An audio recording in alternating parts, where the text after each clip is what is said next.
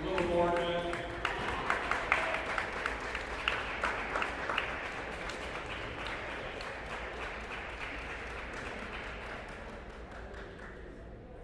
All right, so I'll introduce the players. Please come closer to the table. 3 feet from the table, please. Thank you. All right, introducing the players. We have Brown, Michael Fu, Tummala, Daniel Zhao. And from UT Dallas, we have Oliver Huang, Masood Hyder, UT Huang, and Jihan Shu.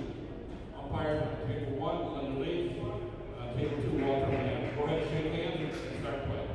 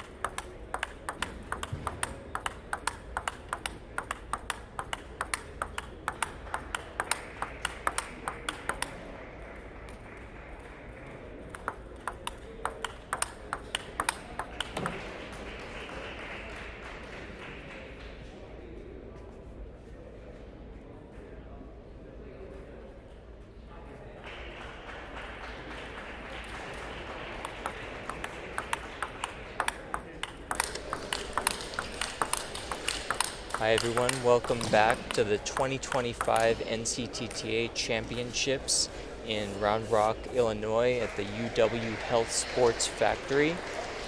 My name is Mike Reff and I'm joined in the commentator booth with Barbara Wei, who's an NCTTA alum as well as a World University Games alum. Welcome, Barbara. Thank you, it's so nice to be here. And we are in our first round of the teams championship. So this is the Coed teams championship between Brown and UT Dallas. So Brown in the gray shirt, kind of closer to us, and UT Dallas on the other side in the blue shirt. And Michael, maybe you can talk a little bit about the qualification pathway, how hard it is to actually make it here to the national championships. Right, so there's different levels of competition in NCTTA. We start out with the divisionals, and you have to be the top there, like top 2 or so. And then get to the regionals, you got to be the top there. There's sometimes wild card entries as well, but you have to play your best to get to the championships. and so we're seeing the best players here. And right now we have 2 singles matches going on with the UT Dallas and Brown teams for the Coed teams event. And on table 2 we have Praneeth Tummala of Brown and Huang of UT Dallas.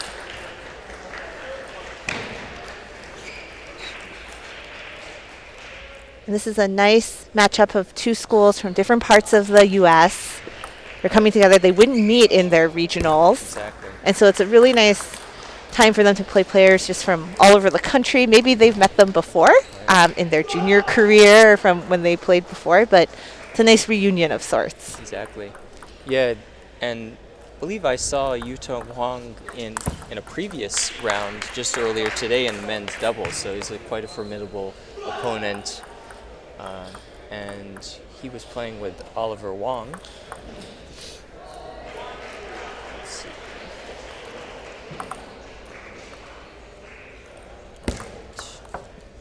Oliver Huang, the number 1 player on the UT Dallas team. And so they have a formidable team in the men's singles. And Right. how did they do this morning, Michael? I didn't check the results, but they were doing pretty well. Let's see. For those of you just joining us, it's a team match. There are 5 total matches. You have to win 3 matches to win, and they're all 3 out of 5.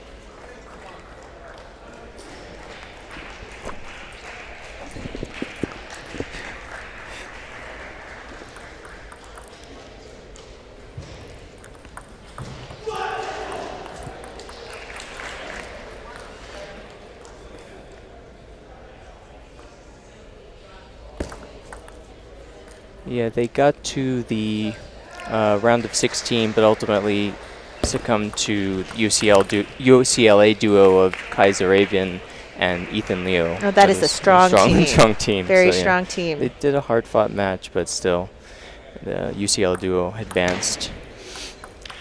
And Yuto Huang doing very well in this first opening game, Right. 7-3.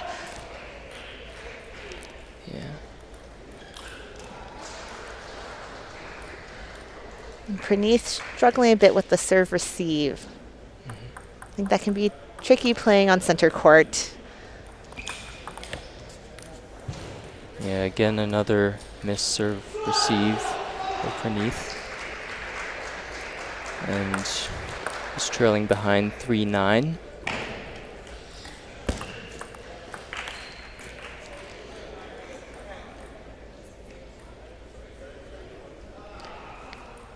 And now game point, Yuto Huang from UT Dallas.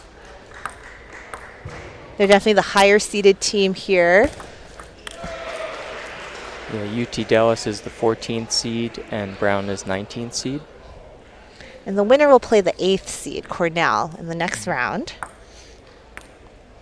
Later today, but not on our feature courts, I follow the results on NCTTA to figure out what happens. Right. All right, so that's the first game in convincing fashion for Yuta Huang.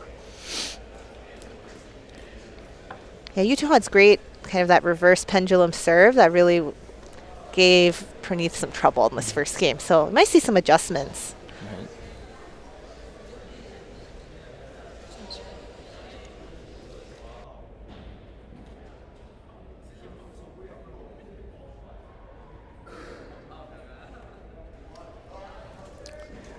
Just a word to our sponsors for this 2025 National Collegiate Table Tennis Association Table Tennis Championships. We have Paddle Palace, Pika Pong, Pong Space, and Stiga.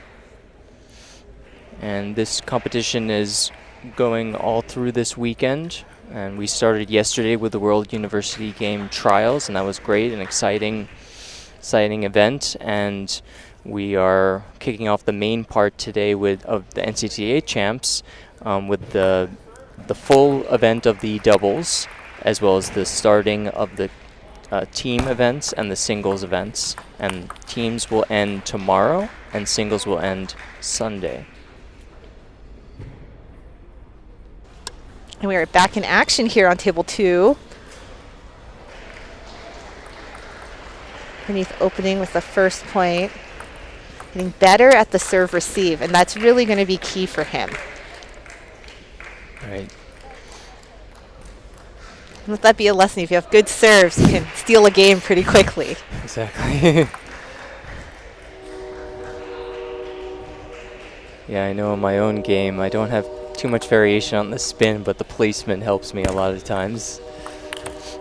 And just having different motions Right. or like any kind of variation. It doesn't have to be spin or speed. Exactly. What's your favorite serve that you've used? Oh, I'm pretty boring. I do like the straight pendulum serve. Okay. Yeah. Because I think there's so much variation you can put on it. But I like long serves. I feel like it's fun to start the rally Interesting. straight into kind of like back and forth. That's a very like women's style game to just like go fast, fast, fast, fast, fast. Is it long to the backhand usually? Long to the backhand or long to the middle is also a great one. Yeah, But you got to assess your opponent a bit. Right. Yeah.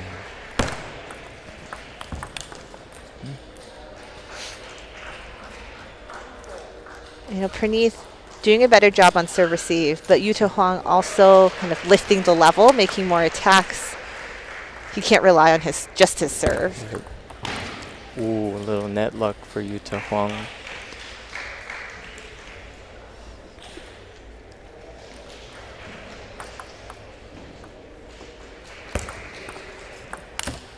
That was a good third ball setup, but Praneeth couldn't deliver with that one. Yeah, that's the right idea, right? Yeah, and I think that has to be commended. Right. It's just like the execution is next. Exactly.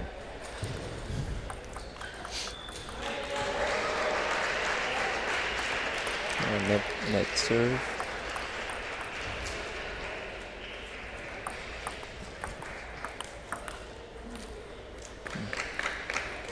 And again, good kind of attack from Praneeth, like steady, spinny, just being consistent is very important. The rallies are definitely a little bit longer. Yeah, and it's not just serve and miss, you know? I think Huang really won that first game just riding on that serve. Right. And you see it's much closer now because he can't do that. Exactly. Nice backhand serve to set up his third ball attack, Praneeth's third ball. Now it's only 5-6, so a 1-point deficit. And now it is Huang who's struggling with that serve receive. Short to the forehand, a little bit of top spin. Yeah, the tides have changed.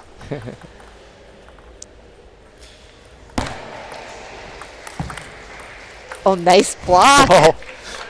Little surprise.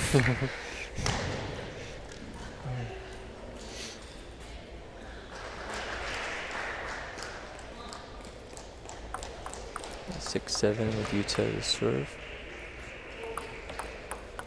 Oh, and mistake. Sometimes you try to serve a little too hard, a little too well. And that can be really tricky. Right. That was one of those nice long serves you were talking about. Yes, I really like long serves to the backhand. And here's that middle one. Oh. Oh. Oh, wow. And now we have game point for Praneeth, right? And all it was that adjustment to Utah's serve, and then you just build all that confidence. Exactly. Nice placement. Oh, that goes along with his backhand attack. You know, sometimes I say that very last point is pretty difficult to win. You kind of get in your head. Psychological. Yeah. Yeah.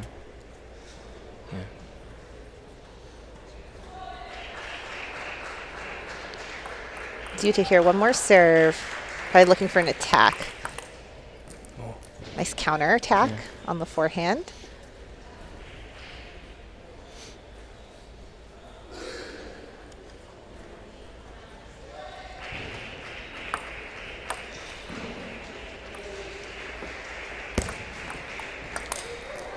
And again, it's Having really trouble closing it out. Yeah, it's very psychological. And I think one of the things you have to think about, you know, when I did as a player, you have to play exactly how you did to get to that 10. You're not more, exactly. not less. Oh, And okay. a little bit lucky, I think, there. Yeah. Yuta going for too much himself. Yeah. Again, more of the psychological piece.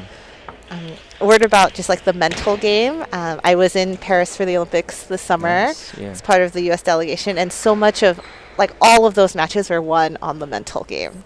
And that was very impressive to see, and like really highlights how important it is. Right. And that it remains a struggle to like the highest levels. Exactly. Yeah. I mean, that's why there's sports psychologists, and just it's amazing. So now 1-1. It's very different than what it looked like in the first game. So we'll have to see what happens in game 3, a critical piece. Exactly.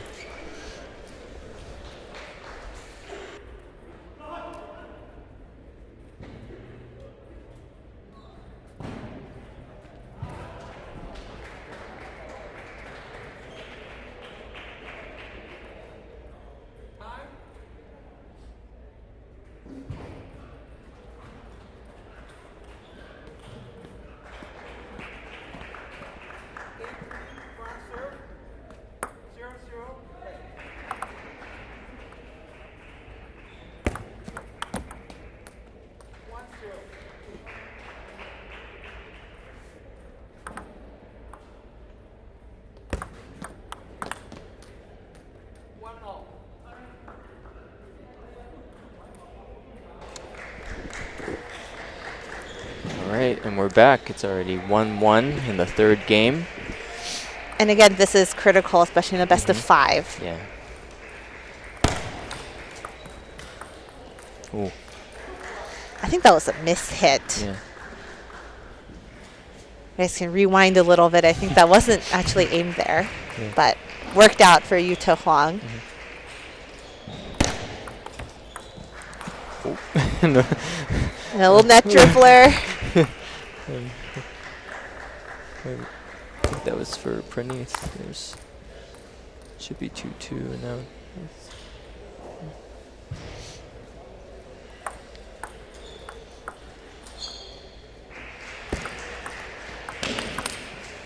And again, Nice. good work from Praneeth.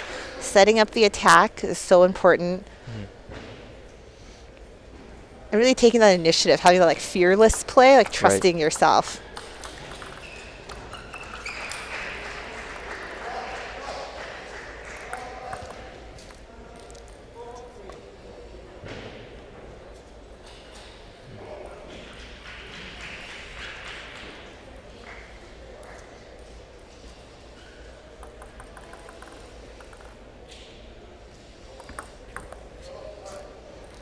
Again, nice serve, slightly different serves coming from Yuta. That reverse pendulum, he's going to try to ride on that again.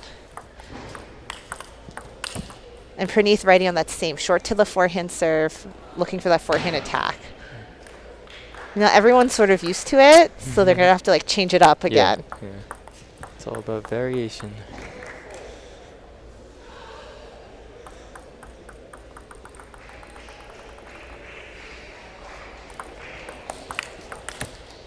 That serve looked a little high, but still got the point. Yeah, it did look a little bit high. Yeah. But it looks like Yuta kind of took a step back after and was like, let me get ready to block. Like, okay, it's going to come back harder.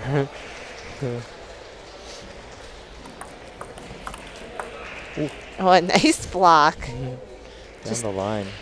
Just a reminder that you have to get ready for every shot, even if you think that's it.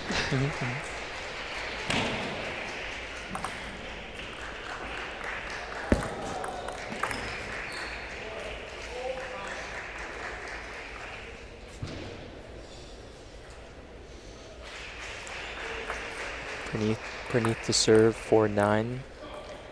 And Praneeth needs to find that forehand attack, and he has to get it on the table, you know, and that's the setup is correct. The thoughts are all there. It's really just about that execution. But as Yuta now with 6 game points.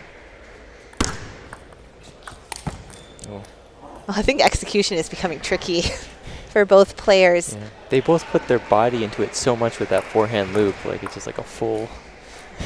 Yeah, it's obvious here that they're both like big forehand players, so they're using their serve to set up the forehand. Yeah. right there. Nice shot by Praneeth. Yes, so they're trying to figure out how can I use my forehand? How can I use my serve to set up my forehand? Exactly. It's very frustrating as a player when that forehand doesn't land. Yeah.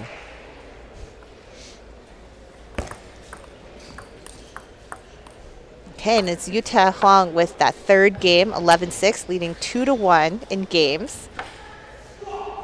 And I think we saw a lot of variation come in, kind of a switch up of the serves that were working before. And we'll probably see more of that as we continue. Right. Yes. All right, just another shout out to our sponsors for this great event in Rockford, Illinois. We have Paddle Palace, Pika Pong, Pong Space, and Stiga. And this event has been going on since yesterday, and it will end on Sunday, April 6th. And we have the doubles event is going to be concluding this evening, and we're starting the teams events and the singles events today, and ending the teams event tomorrow, and concluding singles on Sunday. So there's just great schedule for us with exciting play. And our players are back, getting ready for this fourth game. I think Yuta Huang's going to try to close it out here. Really try to avoid Praneeth's forehand. Right. Look, going straight into the backhand. So let's see if it works. But I think that's probably one option as a good plan. The other option is to make Praneeth miss his forehand. So like push really hard, push differently, move him around. Yeah. There are many paths to victory sometimes. Exactly.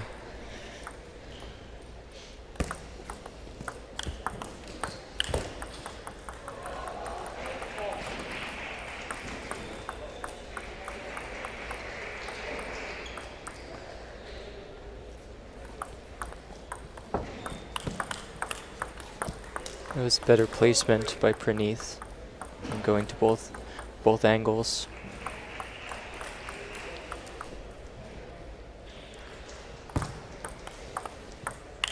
Ooh, Nice forehand.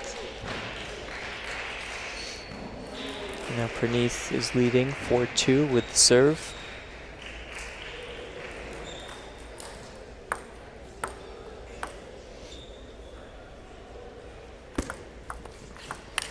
And again, nice forehand.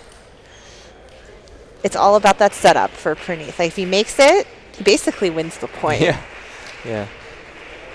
Not always, Utah's, counter looped a couple, but it puts the pressure on Utah to now do things like step around and attack the serve. Right. It's a little bit of a back and forth.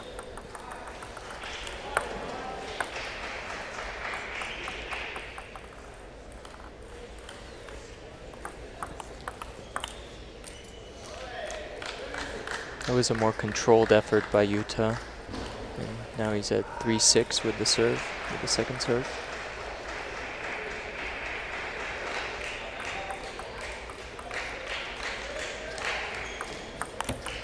And that reverse pendulum serve again.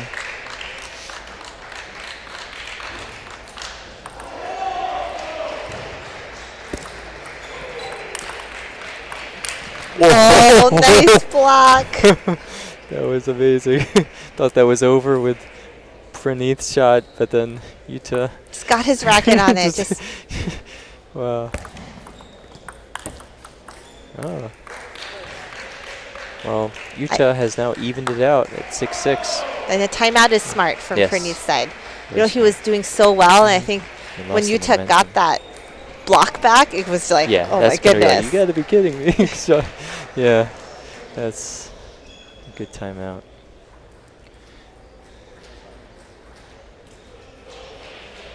So what do you think that Praneeth's coach is telling him right now? Or what kind of advice? I think there is a lot about trying to use your forehand and also kind of tone. You don't have to hit it super hard. Like if you just start it and move it just a little bit towards the middle, so like not right into Yuta's forehand. Right. I think that could make a big difference. So those like minor adjustments can really help.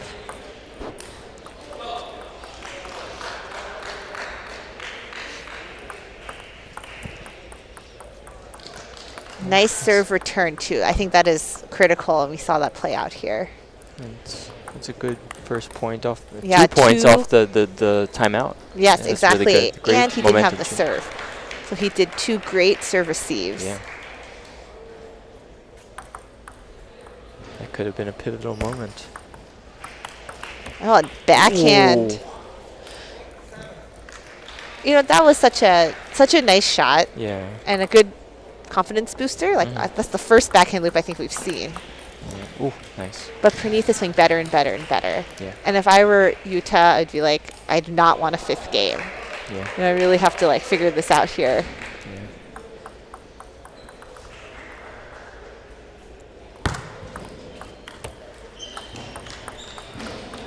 But it is Praneeth holding well on the serve receive. Nice backhand loop. And an edge to close out game 4. Wow. We're going to a deciding 5th game for this match. And just take a moment to thank our sponsors, Paddle Palace, Pika Pong, Pong Space, and Stiga for helping us with this great event in Rockford, Illinois at the UW Health Sports Factory for 2025. And we also have another match between UT Dallas and Brown on table 1. But we're about to return for the 5th game on our table between Praneeth Tummala of Brown and Yuta Huang of UT Dallas. So we'll see how this pans out. And here it's going to be, I think, very mental. So Praneeth is playing better and better and better, right? So if he keeps that momentum going, he really has a chance to turn this game around. Right. But I think Yuta's like, I got to turn the heat up. And the question is, can I turn it up? You know, can I turn it up in this critical moment without feeling stiff, without feeling nervous? Right.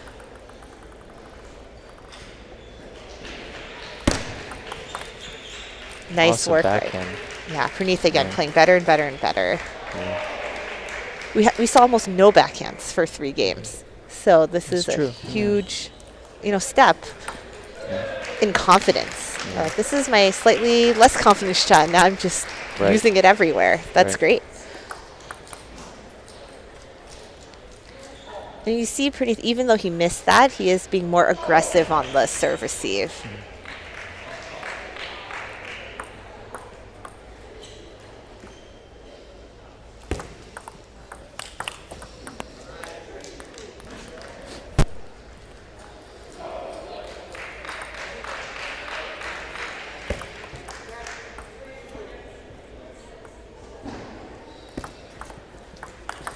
And again, a forehand into the backhand corner. We haven't seen a lot of down the line forehand. So, and Praneeth is like on fire. He's playing way better than game 1. Now Yuta still has his timeout.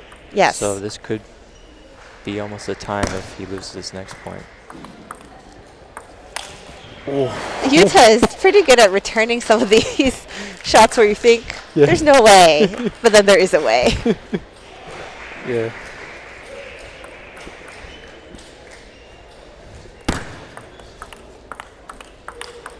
Nice block. And again, Praneeth playing so much more confident, so much more comfortable.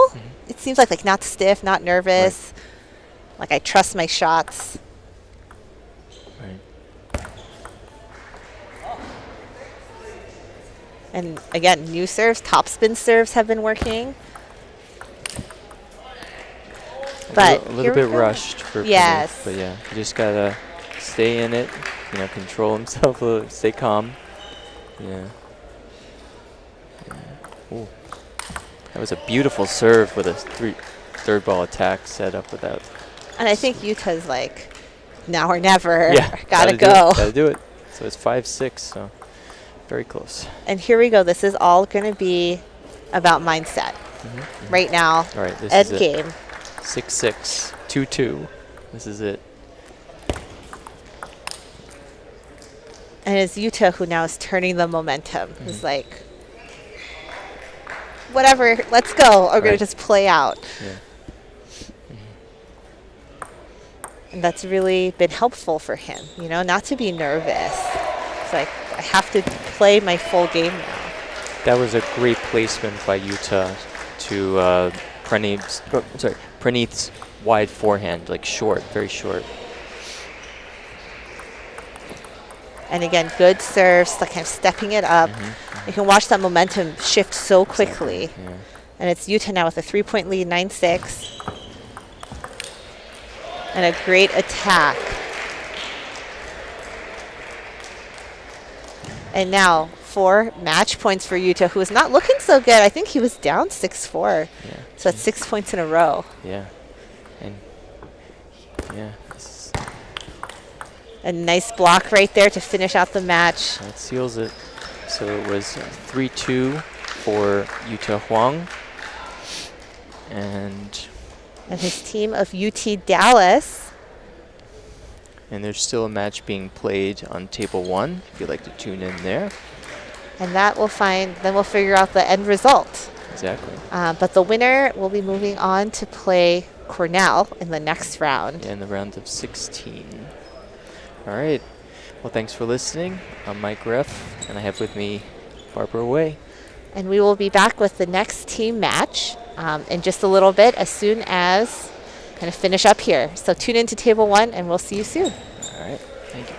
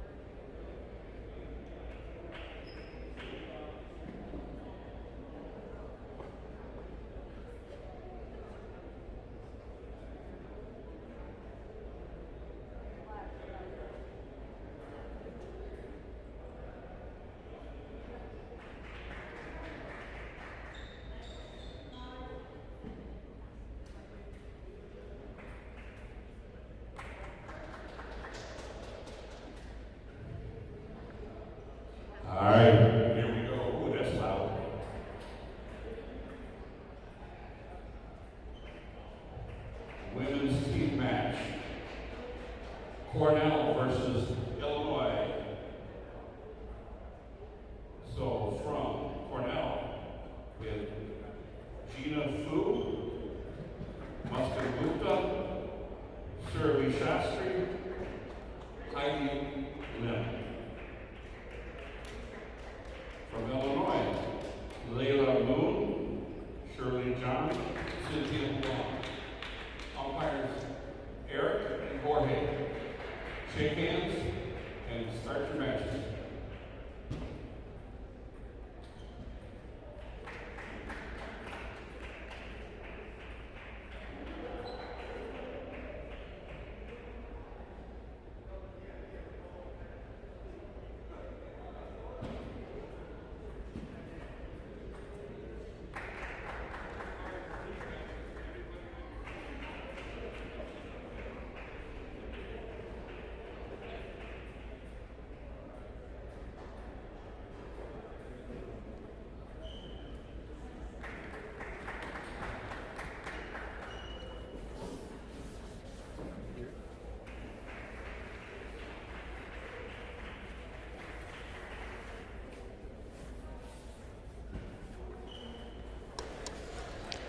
And welcome back to the NCTTA Collegiate Table Tennis Championships. We're here in Rockford, Illinois at the UW Health Sports Factory for 3 big days of competition.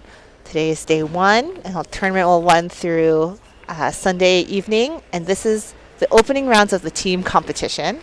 I'm Barbara Way. I used to be an NCTTA player and went to the World University Games. I'm joined by Justin, who is the Upstate New York Division Director, a longtime volunteer of NCTTA, and just like a great table tennis enthusiast. Welcome, Justin. Thank you. Very happy to be here. Love this tournament every year I join. And yep, I've been part of NCTTA since my later college years. I was actually a division director my senior year. And Cornell is one of the schools in my division currently, so excited to see how they do today. Yeah, sure. And just for those who are unfamiliar with NCTTA format, so the team competition is 4 singles, 1, 2, 3, 4. And then if it's tied at 2-2 in the singles, they go to doubles.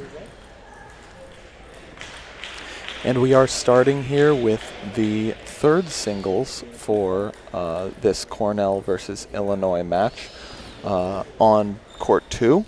Court 1 is 2nd singles because one of the Illinois players, their first singles player, is actually in a match in another event. Today there are 3 events in progress. The men's and women's doubles were the first event, and I believe they're going to finish today. We've also started the round-robin stage of the men's and women's singles, and then the co-ed and women's teams are going on all weekend, so we have to fit in as much as we can as early as possible. So a 2-minute warm-up. Again, this is the 3rd match. Surabhi in the black from Cornell and Shirley in the blue from Illinois. And Justin, as the division, you said Cornell was in your division, so talk about their performance there. Give us a little context on this powerhouse women's team. Yeah, they really are a powerhouse as far as upstate New York is concerned. We've got 2 divisions in upstate New York, actually. The Central, which is sort of, it's really not Central, it's Eastern New York, and then Western, which is probably the stronger of the 2. They have the schools from Rochester and then Buffalo, which was top 5 in the country for a little while, and then Cornell, which is probably the most consistently strong team and deep team. They tend to have solid players on the co-ed and women's team through all their spots. This year they took first in singles, first and second in the women's singles in our division, and they also took first in the women's teams. And I believe they either took first or second in women's teams at regionals as well. So very strong showing for them this year so far. And we're looking, they're all freshmen. Yes, it's a very young team. Yeah, we're really excited. You never know after a year where a lot of kids graduate what's going to happen. But they got really lucky, and the team seems to get along very well too, so hopefully they'll stick with it.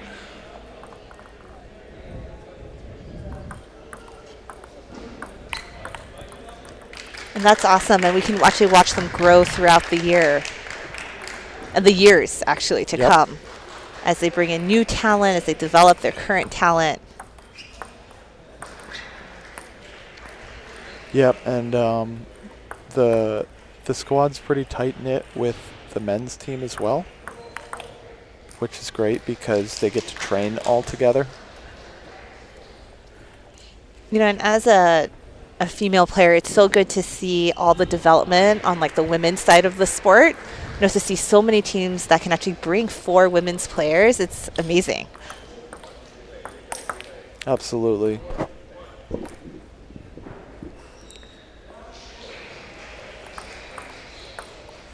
We our region is actually split between the Nice US. forehand there That by came out Shirley. of nowhere. A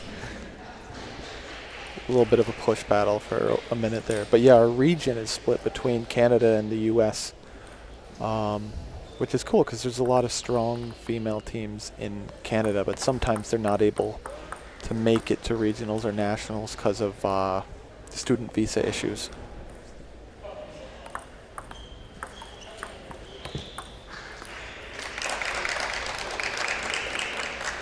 And it is Shirley here with the early lead.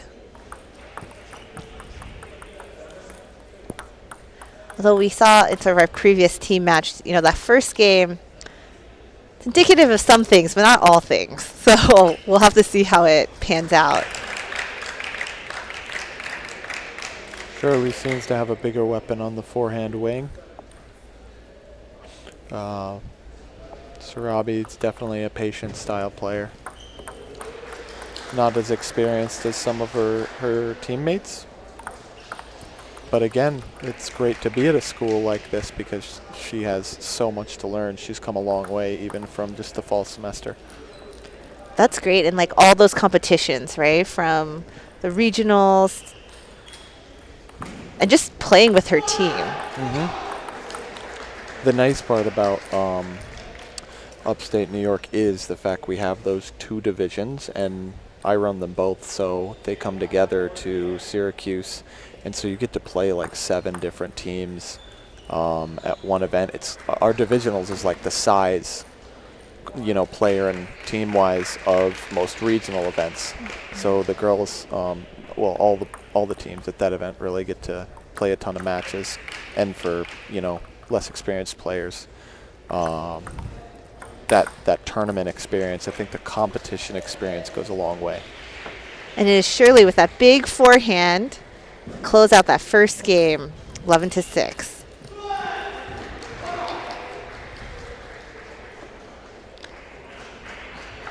I think Shirley here does have that forehand weapon and feels just a bit more consistent on some of the like serving and serve receives. We can't see on the camera, but her teammates are pretty happy about it. Yep. And Sarabi's getting some coaching from their 4th singles, Heidi, right now. Gonna need to be a significant strategic change. But again, she doesn't have that many weapons, so I think the only thing she really can do is keep the ball lower, keep it in play, maybe keep it away from that forehand. Yeah, I think her topspin serve actually worked quite well. So I think using that, but Sarabi, it sounds like what she's really good at just being consistent, right? So she has to just out-consistent, Shirley. And that is exactly, she has to do exactly what you said, like keep the ball lower, away from the forehand.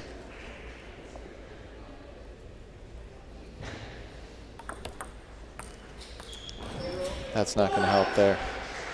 Yeah, sometimes there's a lot of nerves playing on these feature tables. And again, all freshmen. Oh, nice serve there. So long, so deep. Little side spin. But yeah, so all freshmen, they've never been on a stage like this. Odds are Sarabi's never even played on a mat floor before, because I know at their school it's the hardwood floor, and at my tournament we actually play on a tennis court surface.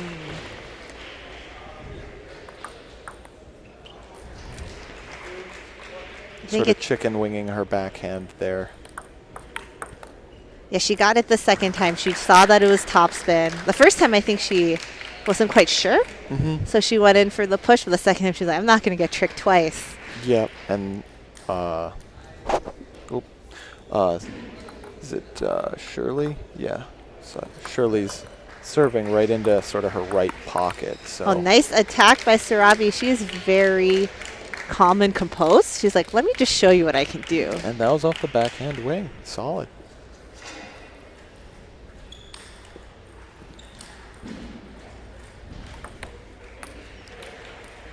Another service error, though. Costly. Yeah, she's trying to serve very deep.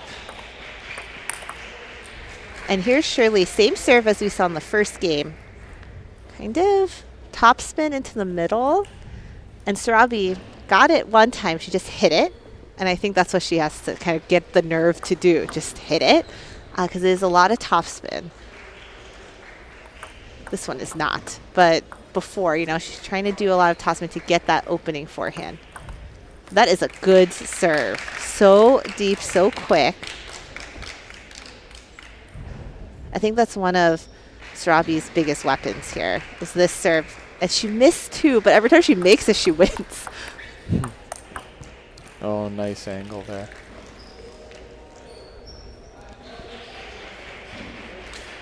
You could see Sarabi gets on her heels a little bit and then pops them up. She's really got to stay leaned forward. Because she just puts herself. There we go. Wow. This is a good rally. Great shots, great shots. Love to see a firefight every now and then. Day one of the tournament, a lot of people getting the nerves out, so you see some people that are just pushing a lot, playing more defensive. Again, that long backspin serve is so good. Every time she makes it, she wins the point.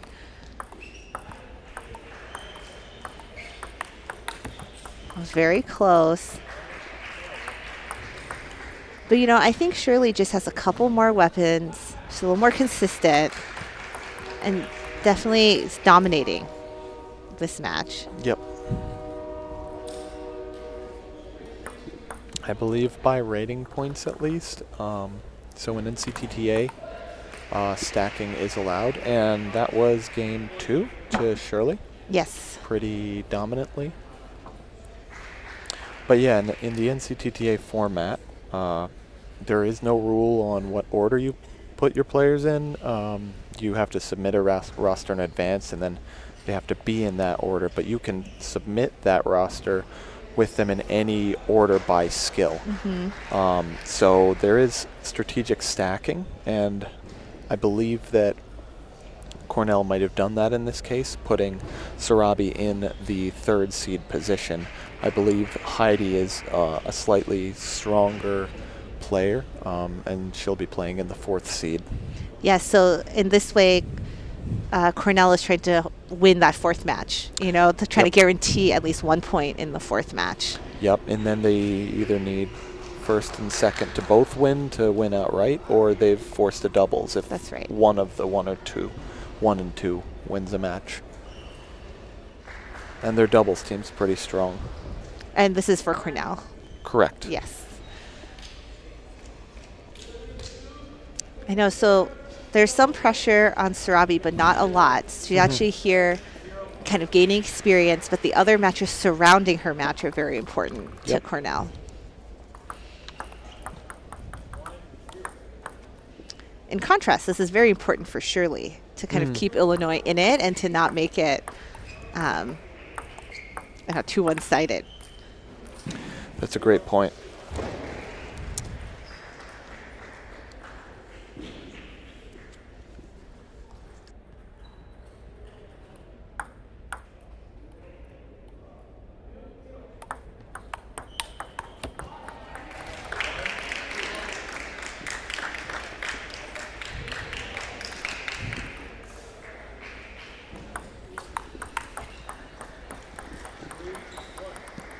Shirley is a graduate student studying medicine from Virginia.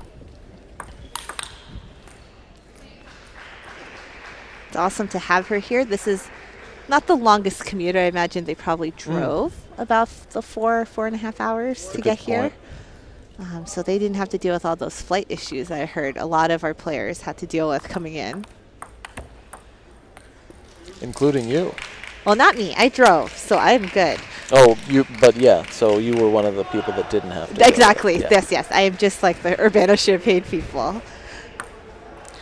And actually, another one of our volunteers, Shashank, I think, is from Urbana-Champaign. Oh, that's Yeah. great. He's on the video crew.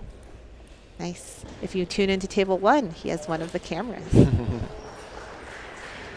So back here, Shirley, continuing to dominate. I think she just has a couple more weapons and a bit more experience. And I think that can really make a difference here.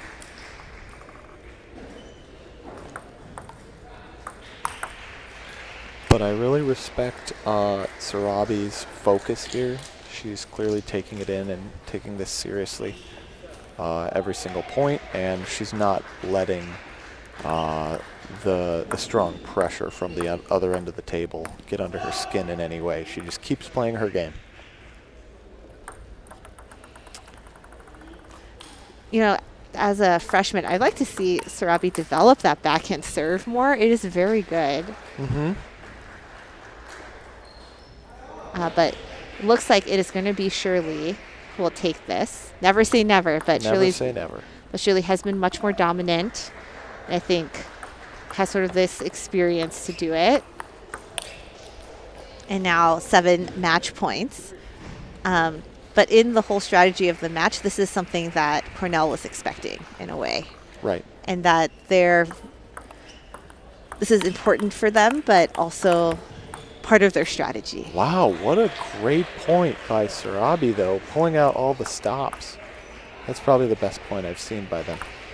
Another great serve, but And that forehand there it from is. Shirley is too strong.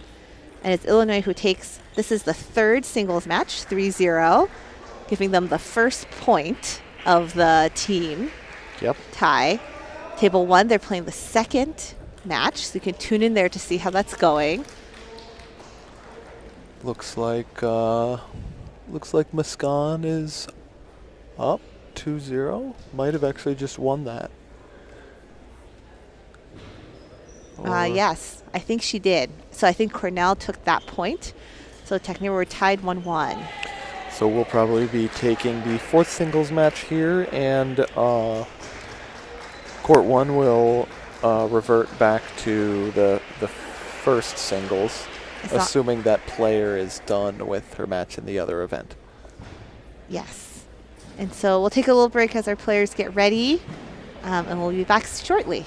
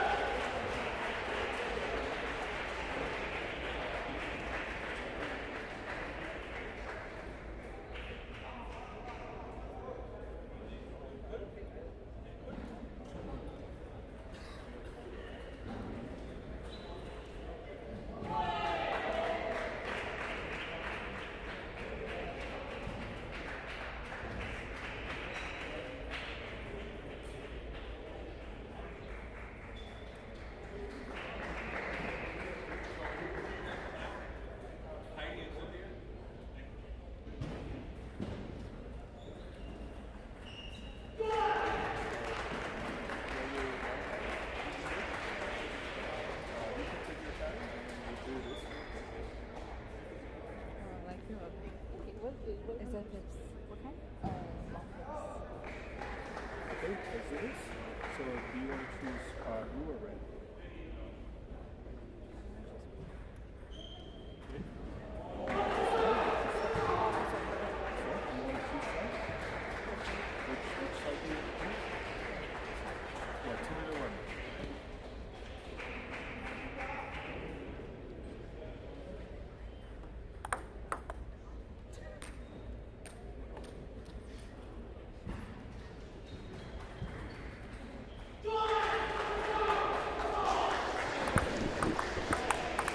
So we are back here on table 2 at the College Table Tennis Championships, NCTTA College Table Tennis Championships, Rockford, Illinois.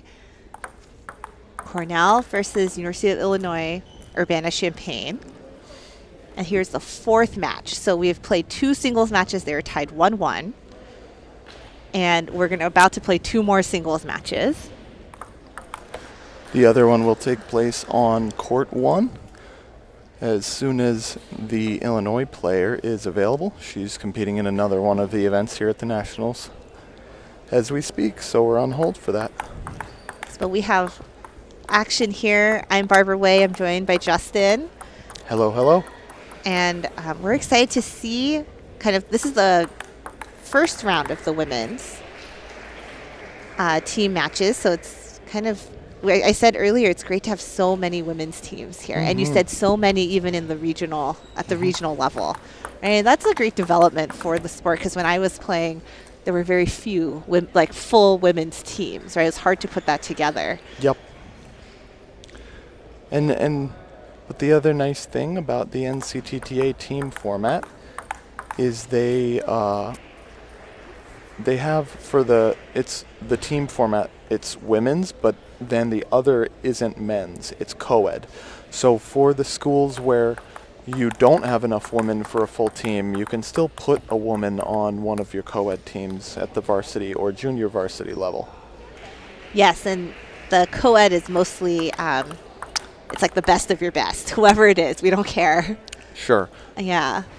But since there's the junior varsity, not here at Nationals, but you could have at the divisional tournaments, you could have players that are more recreational competing there, and maybe you could do, if you don't have many women's teams, you could do some of the co-ed JV teams versus the women's teams. There's a lot of ways to work it. The main goal is to just play good table tennis at all these tournaments. And have a lot of fun and see your friends. Exactly. Okay, so Heidi to serve. And it looks like Cynthia has some long pips on her backhand. I noticed it in the warm-up. She didn't warm them up, so a little bit of a surprise. Oh, boy.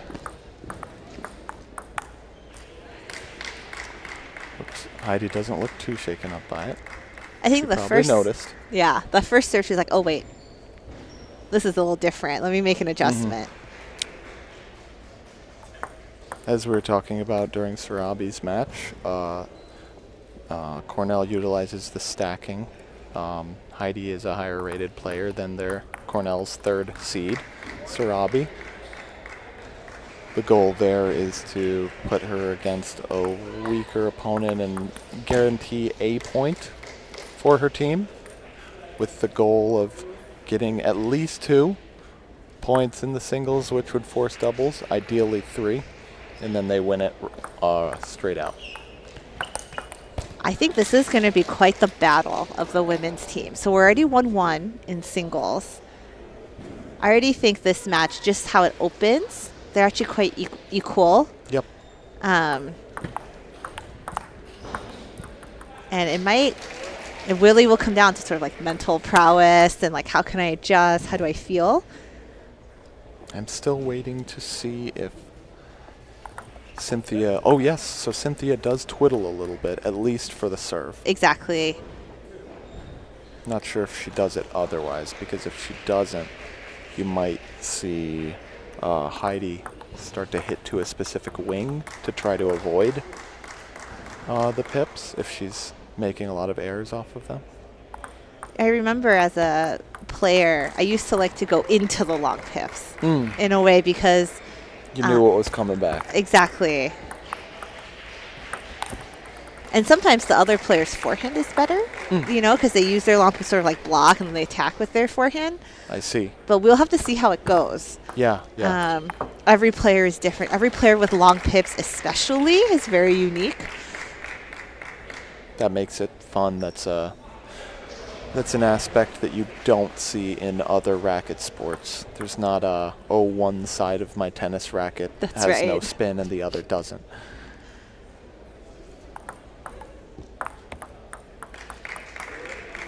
So I think Heidi is utilizing the go into the pips method. Okay. You can see it goes. Heidi is also utilizing the new ITTF equipment standard, which allows them to have a non-red paddle rubber on one side. The other side has to be black. Yes, and so you can see a nice pink.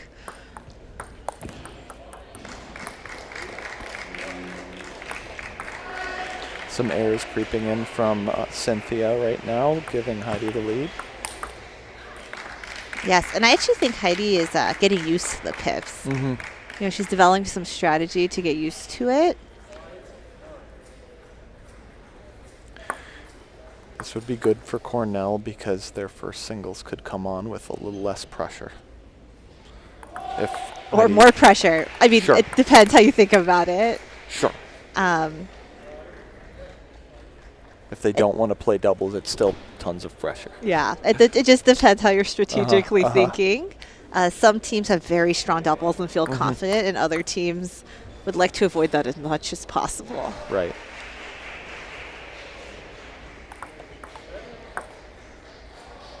And here Heidi 10-5, so I think she really did figure out kind of the long pips after the first couple points.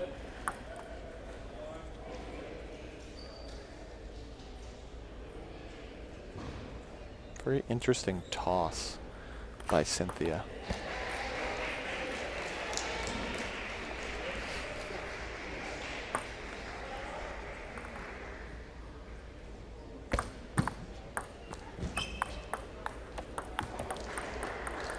And there you have it, game one to Heidi Lim for Cornell, 11-6. And we were talking about the stacking. I think Cornell is sort of banking on this point in a way. They feel like they really need it. You know, it probably depends on the opponent. I'm not really sure how strong the other team's first singles end is. They stacked at the third and fourth spot, but Gina is their legitimate first singles. Okay. So, and she's a good player. I believe she won the women's singles at my regionals. So she's no pushover, and she, since Muskan won at second, if either the first or Heidi here in the fourth win, they'll at least make it to that doubles tiebreaker. Yeah, I understand. So for Heidi, there's a little bit of pressure to not get to that doubles, right? To sort of... And that's important, especially on the women's side at a lot of these events, and especially for the higher level women. That's a way Heidi can save some energy for her first two players, because the tough part about being as good as Gina and Muskan is they're playing in 3 different events at this tournament. They're playing on their Coed team because they're better than some of the men on the Cornell team. And then they're also playing in the women's doubles. And actually, it might be 4 events because they're doing the women's doubles, women's singles, women's teams, and Coed teams. It's a lot of matches for 3 days. Yeah.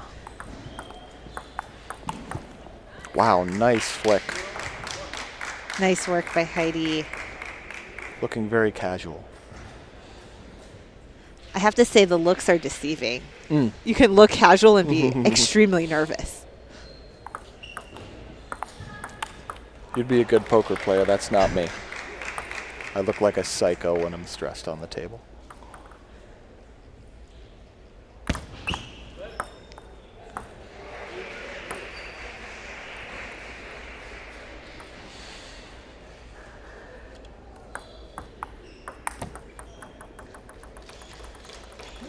So it always starts out kind of close in the beginning.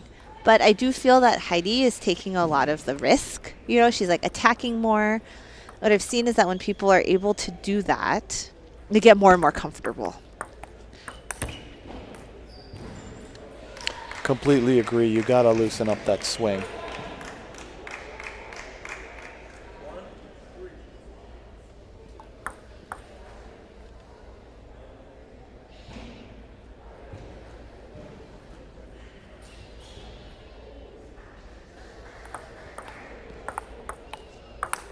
Oh, good forehand. Oh, unlucky though. But she loosened up her swing. Mm-hmm. So, Surprised Cynthia didn't go for that net ball there. and here Cynthia, Nice. like I said, loosening up the swing.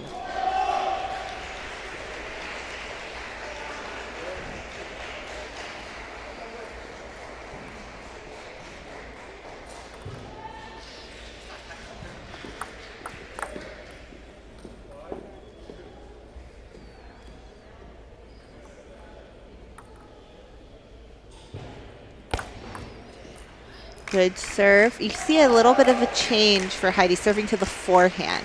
Yeah. Playing a little looser, a little more confident. Let's try some new stuff. Oh yeah. A little side spin on that, kicked it away from Cynthia's paddle. You don't see many service aces in table tennis.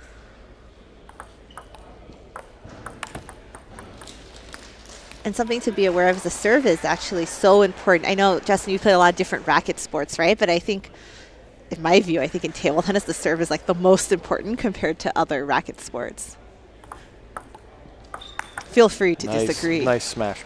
I would only say in very high level tennis sometimes it's extremely important because the serves are so good that you can just ace people all the time.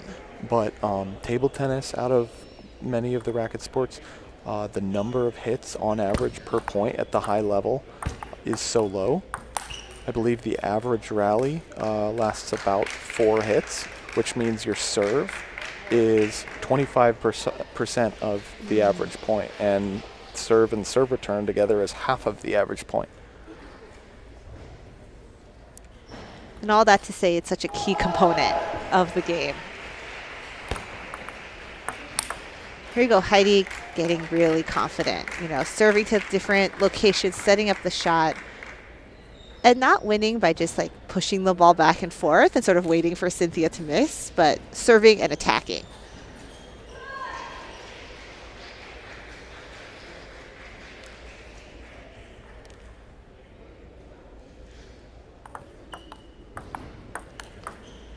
And again, nice backhand. You'll see at a certain level in table tennis, a lot of players will just try to aim for their opponent's backhand corner, hoping that they can keep from being attacked, but that's not the case with Heidi here. She's attacking confidently off the backhand wing. You know, and it's also common in women's table tennis to see a lot of that backhand line, you know, where they like just kind of go backhand to backhand until someone switches.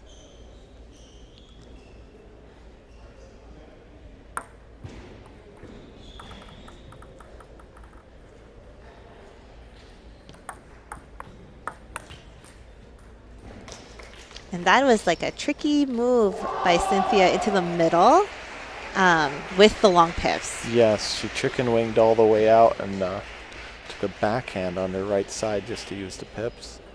I think that's pretty common with pips, using them almost exclusively for the serve return, just to get into the point. And so it is Heidi again, 11-6, 2-0 lead. And this is very important for Cornell. I think it really gives them confidence. They're still waiting on that match on table 1 that promises to be good. But we will see how this pans out. And if Heidi can continue this momentum, this will be a big step for Cornell. Absolutely.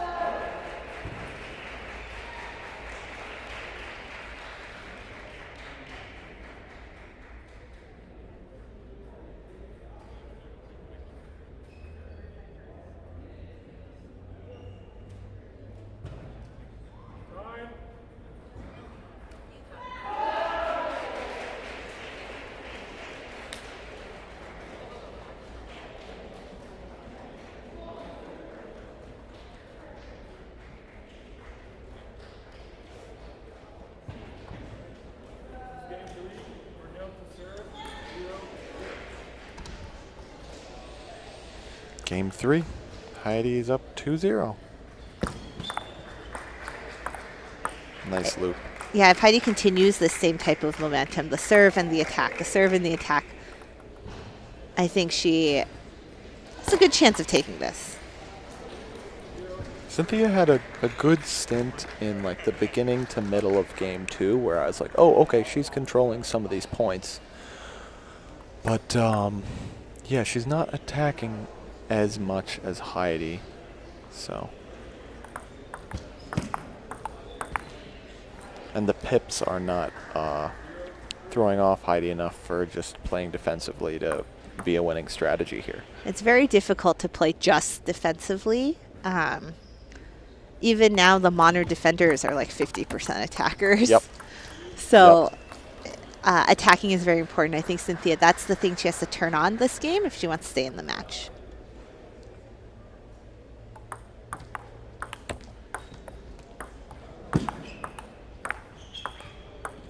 Here, Heidi taking her time, right? So this is taking her time and Heidi nodding to herself like, yes, I understood what happened.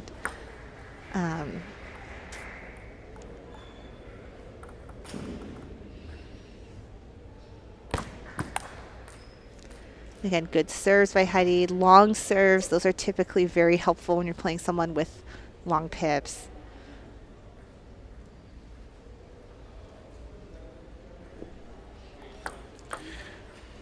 And it looks like the first singles for Illinois has arrived. So on the Court 1 stream, you will be seeing Gina Fu get out there from Cornell to play against Jai Shin Ren, probably within the next few minutes.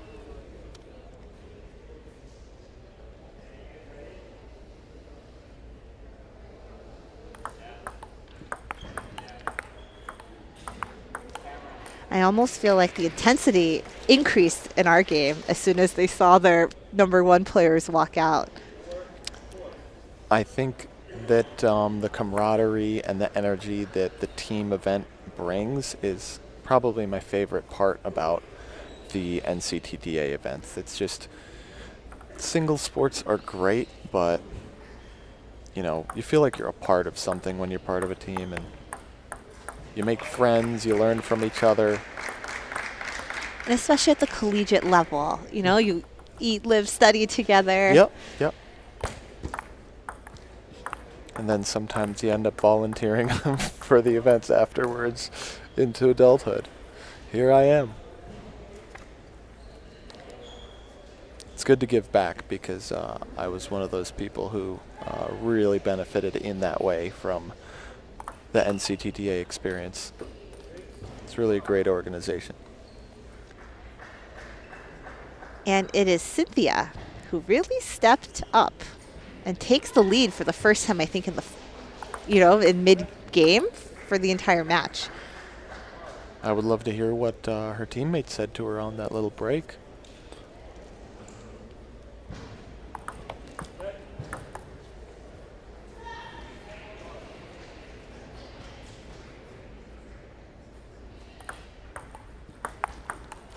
More aggressive with the long pips. And that is what we haven't seen earlier, right? So that kind of aggressive play. I really feel like Cynthia turned it on. And even though she didn't win that point, that was like a huge leveling up. Yep, for sure. If she had placed that attack a little better, I think it would have been set in stone. And now it is Heidi who's feeling the pressure, right? Because Cynthia stepped it up. Yeah, and Heidi seems to be a little low energy. It is late. These kids are in the middle of their semesters. You never know what's going on outside the table. I think to Heidi, she is like, I need to close this out right now. Right. There's a lot of matches left. And she probably wants to go watch her teammate Gina play as well. And I think she wants to really get this point because it's going to be important. But sometimes when you are unfocused like that, you're thinking about the other match, you're thinking about this, it's really difficult. So it's hard. You have to really kind of stay in the present moment in your match. And there's a lot going on here.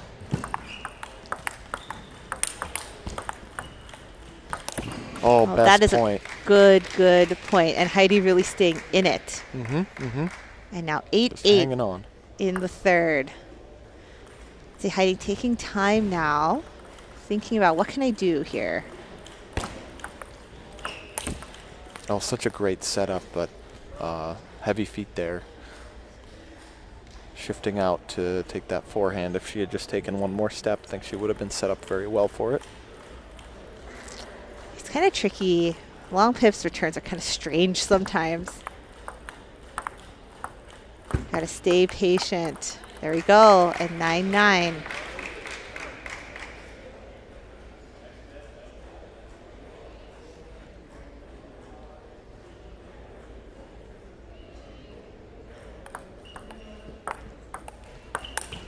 Oh, and a good setup by Cynthia. And the right thing to do, but sometimes execution is really difficult when it's 9 off. Oh, yeah. So It's the right thing to do if you hit it. It's the wrong if you missed it. 10-9, important match point for Heidi. It'll be big for Cornell. And that is enough. A lot tighter than the first two games. Well, a few points tighter, but Cynthia definitely gave herself opportunities in the third to run away with it, but Heidi has it, and that gives us a 2-1 score in the team match, but Heidi won that 3-0. So if Gina wins her match over on court 1, then they will avoid that doubles tiebreaker. And this is going to be big, so I suggest tuning into table 1 because I think it's kind of a toss-up, so we'll have to see how this goes. We see some of the best women's players on table 1. We will be back here on table 2 with the next round, which will be a co-ed championship round in just a little bit as soon as this women's round wraps up. Can't wait.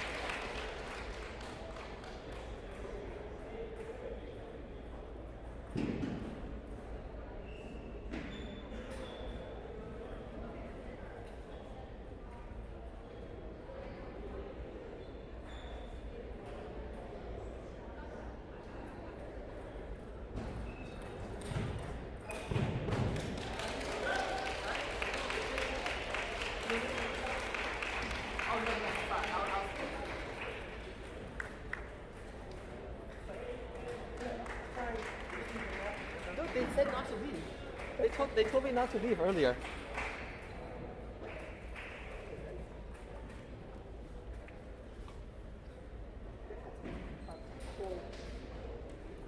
Okay. Blue or red? Any preference? Red. Double the strong readiness. You have a choice of the service or the side. Surface. All surface. Serve, you have a choice of the side. Okay, perfect. 2 minutes. 2 minutes. Sorry.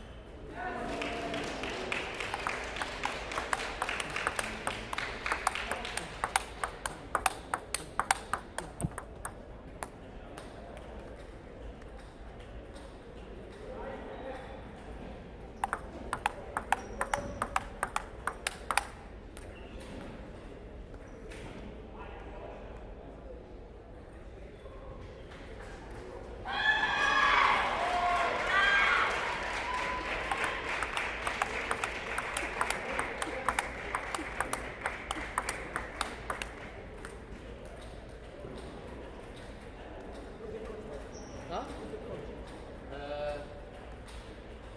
It's not clear yet. I think he is coming.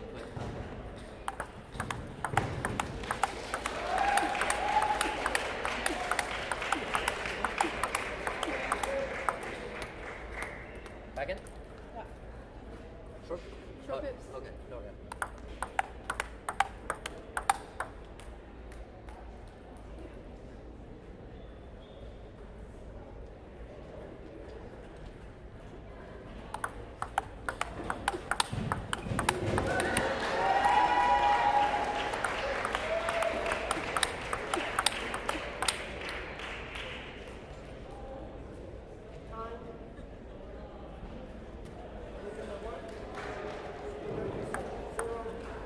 Could I just...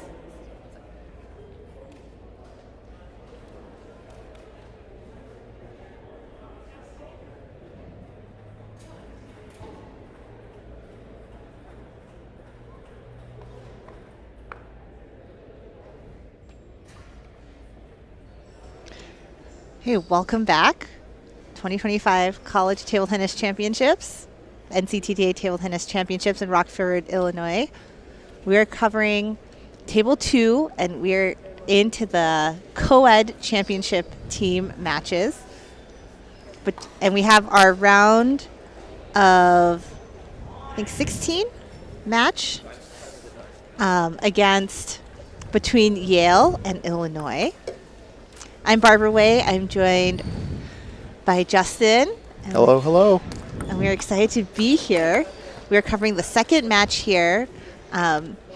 It's a good problem to have, but there were so many women's players playing the co-ed that we're a little bit behind because they're doing kind of double duty. Yes, they are. The women definitely have to work it hard at these tournaments, including the Cornell women who are just finishing on Core 1. Yes, and they're not done yet. They got to keep going. Yep, time for doubles.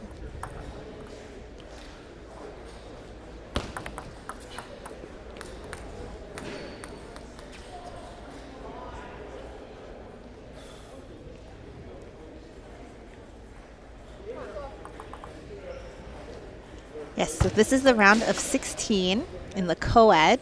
Yep. And we have Marvin Yu from University of Illinois, Urbana-Champaign, the same women's team who's still battling it out on table 1. And then Tia Shen from Yale playing that number 2 spot again. A lot of women doing double duty this year in the co-ed.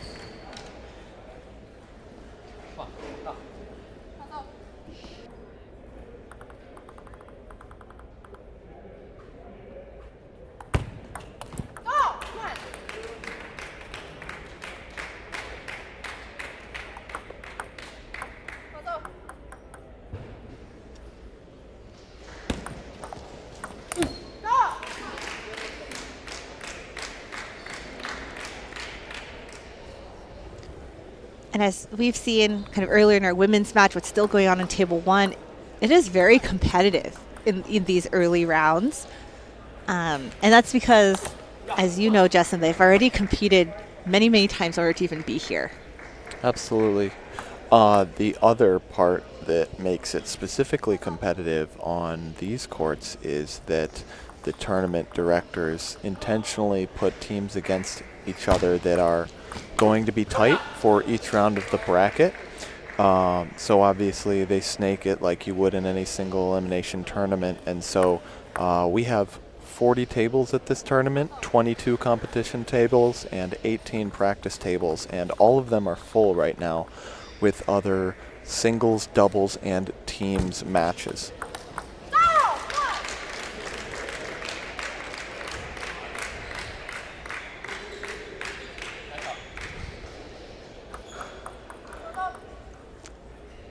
Tia Schiff, originally from Plano, Texas, now at Yale, representing Yale.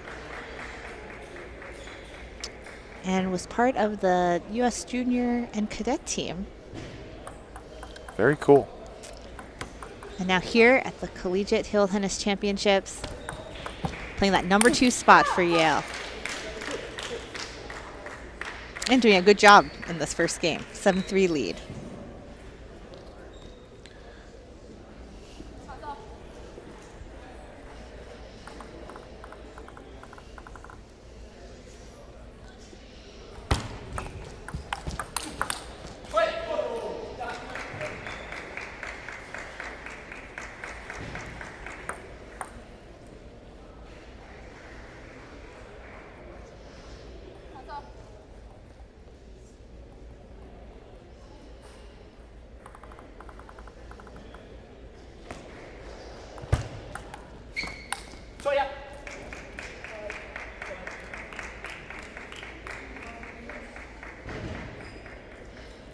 So tonight we are playing the first couple rounds of the teams competition, and then we'll return to finish the doubles competition. We'll kind of crown our first national champions tonight. Tomorrow we'll crown the teams championships, which is always sort of your marquee event, the really nice big event, followed by the singles competition on Sunday. But all of those events have already started today. And each of those events has 2 sides. The men's and women, there's doubles for the men's and women. There's singles for the men's and women. And then for the teams, there's co-ed and women.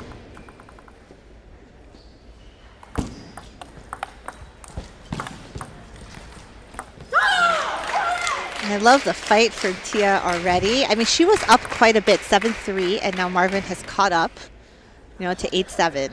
She was actually up 5-0, I believe, before that.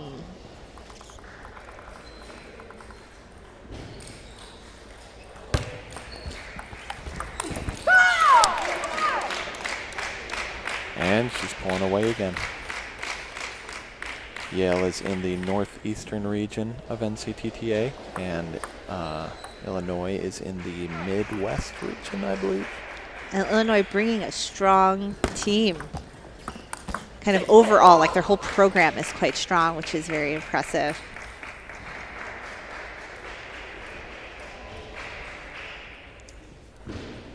Justin, I've said this many times, but I'm just so impressed with all the women's players here. It really is like a growth in the sport, and I enjoy watching them beat up on their co-ed team. I do too. There have been, and the co-ed allows for, we don't see it that often, but it allows for something that we don't have as an event, which I'm actually pretty sad about, mixed doubles. You'll see sometimes in the tiebreaker, one of the strong women will play with one of the men, and I think that can lead to some really beautiful matches. And it is Tia Xie with the first game, 11-8. Moving this along for Yale. Every match is so important. All 4 of those matches are critical. Yep. And you can see the slight torsos of some players over at the top of the screen right now. Those are the benches for the two teams. And you're allowed to have your whole team on your bench and also one coach. So the players are getting coached on their break right now. You'll see that Yale has 5 players, and you can have up to 8 players on any team roster. And then in any head-to-head against another school, you can choose any 4 of those 8. And then your first singles in that head-to-head, it can play doubles with any of the other 8 players. Yeah, Jessica, I think that's really important to clarify because there's a lot of strategy when you think about how to put together that roster. Yep, so before they start any match, they get to see the entire roster of the other team. They don't get to see what players they've chosen, but they look at the ratings and the order of those players to choose who's going to play where. I love Tia's fight here. I mean, she knows how important this is for her team. And I would say Illinois, the women's team, are continuing to fight on table 1. It could be a little bit distracting if you're here on the co-ed side. And I bet maybe some of their women might need to play in this co-ed match. Right. Well, actually, the match over on court 1 right now, there was a little bit of frustration on the volunteer side because we wanted to get a co-ed match started. The co-ed Cornell team. Oh, nice dig there. It's so hard to figure out what to do when you can't see how they touch the ball under the table. Oh my gosh, yeah. And that's a strange angle. The ball almost looked like it was coming back towards Marvin. Marvin gave a nice smile to the camera after. He's like, look, that cool thing I just did. You know, there's so much intensity, but there's almost also so much playfulness in table tennis. It's not a linear, it's a multi-dimensional sport for sure.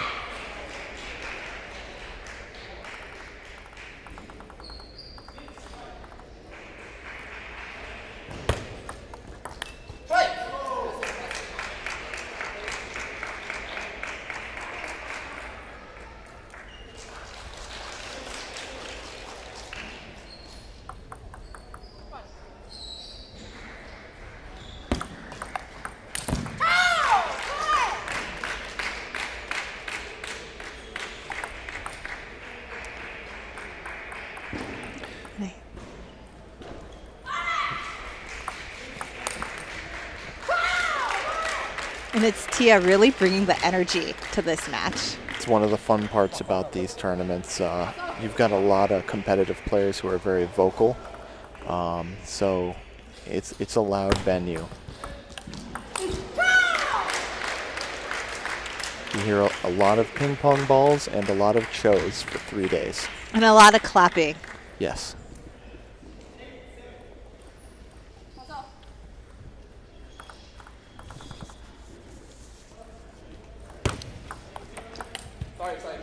Well, net dribbler, good for Marvin, tying it up, 5-all.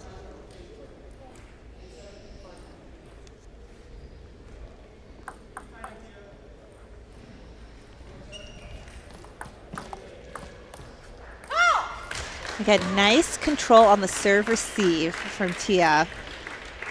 Really digging into that backhand, keeping it low.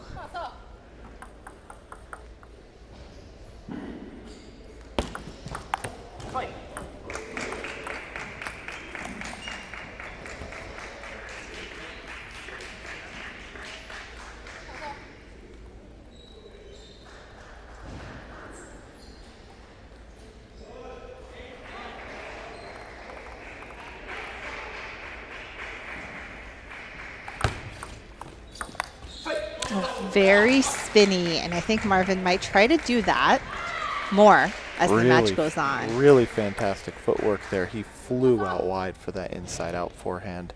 The risk is just if you don't get back in time, you've left the court so open. Oh, and I see Marvin sort of finding his own here, taking a step back. Sometimes very helpful when playing against women players because it's so fast. And you can tell he's got a very big, full-bodied forehand swing. And Marvin certainly does not skip leg day, so that definitely benefits his forehand loop. Yes, that athletic kind of looping, you know, like let me get squat so low, my knees almost on the ground kind of looping. For sure, for sure.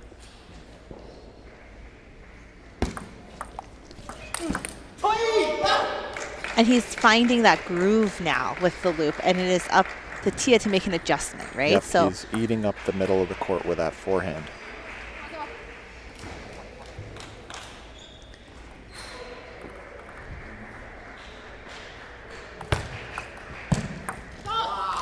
that's a nice serve from Tia.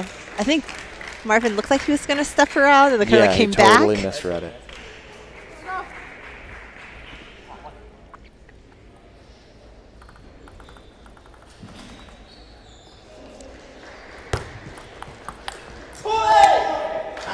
So close there by Tia.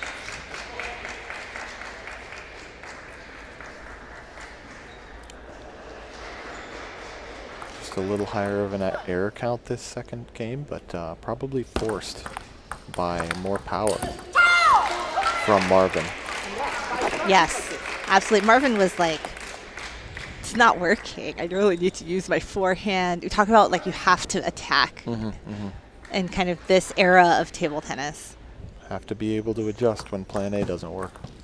This is going to be important right here. Oh, and that was a heavy loop by Tia. Thought she was going to, she really set that point up to win that and tie it up. But instead, Marvin Yu takes away game 2. And we are tied at 1-1 in this second singles match. And the level is just getting higher and higher throughout the night. So it is 1-1 second. This is the second singles match. The first one, we're sort of waiting on table 1 to complete. So it's going to be a great time. I think this is going to be very close. So stay tuned.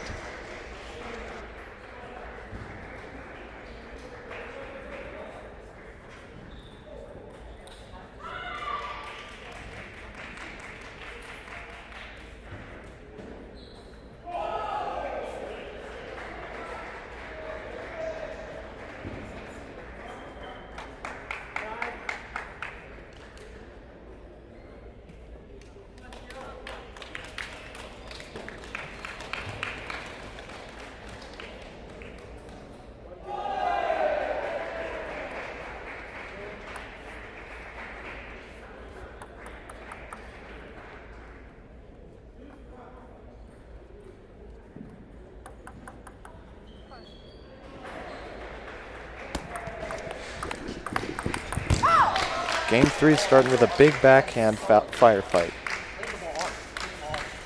And both players are very warmed up and kind of know each other well now, so this is going to be a battle.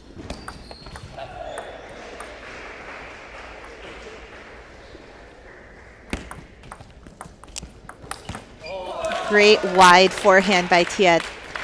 The wide part, the part that's so far into Marvin's forehand corner is critical. Far, and it was arching away from it.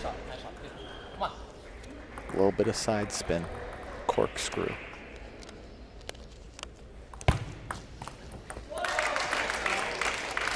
Tia getting creative with the serves, half long into the forehand, making it hard for Marvin to loop. And I think Marvin expecting some long serves. Some step back a little bit. They're deep in like the table tennis chess game, like thinking really hard about what to do. Oh yeah, oh yeah. How do I avoid that weapon of a forehand? And for Marvin, how do I pull more forehands out, bring them back into the equation?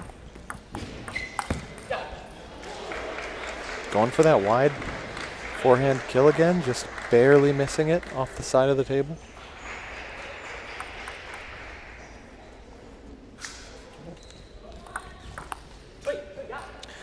This is Marvin's last year, at least as an undergrad. I'm not sure how many years of eligibility he's used, but he is a senior computer engineering major from New Jersey.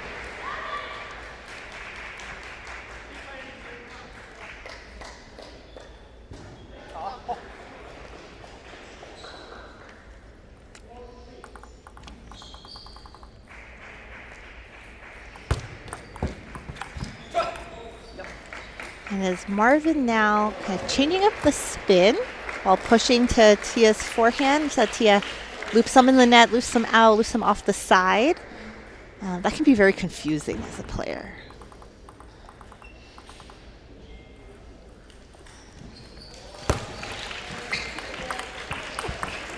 Nice placement by Tia. Counter loop right into the middle. Wow. Now Tia's bringing out the forehand. And Marvin giving her a nice thumbs up.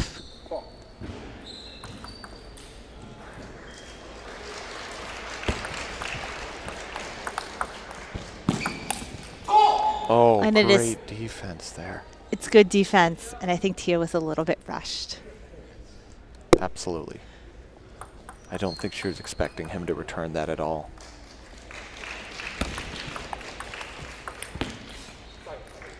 And sort of similar here, a little bit rushed.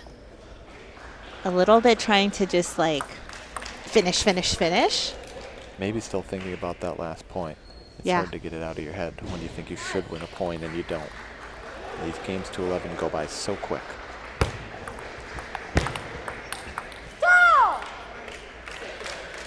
Broken ankles there by Tia. Marvin was caught looking the other way.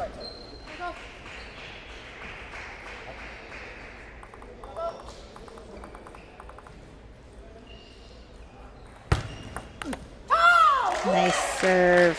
Tia, a couple of points, 2 points in a row, tying it up at 6-6. And the best of 5, this third game really sets the momentum for the future. Is one of the most important games in kind of a 5-game. Absolutely, Best of especially if 5. the first 2 are split. Yes.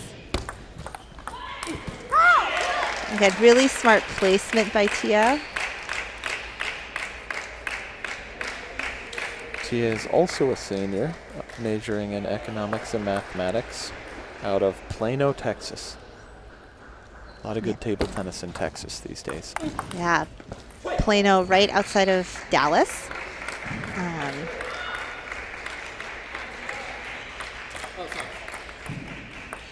Texas is kind of a new hotspot for table tennis. Perhaps the most historically powerful table tennis collegiate team is in Texas, Texas Wesleyan.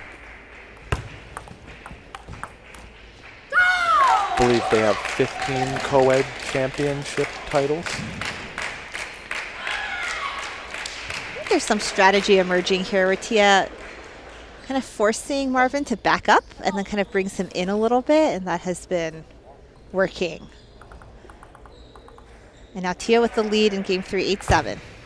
Oh, and a little head slap from her. I worked so hard for those other points. How did I give that one away? Both these players wear their emotions on their sleeve. It's enjoyable to watch. Feeling it with them.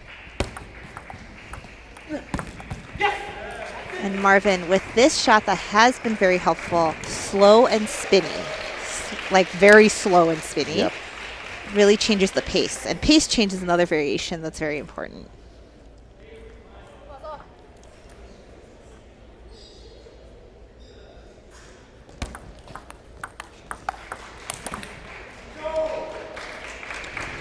He put everything he had into that forehand. Fell on the ground afterwards. But I think that was sort of the plan. It was an all or nothing shot. If she had returned it, I think he would have just stayed there.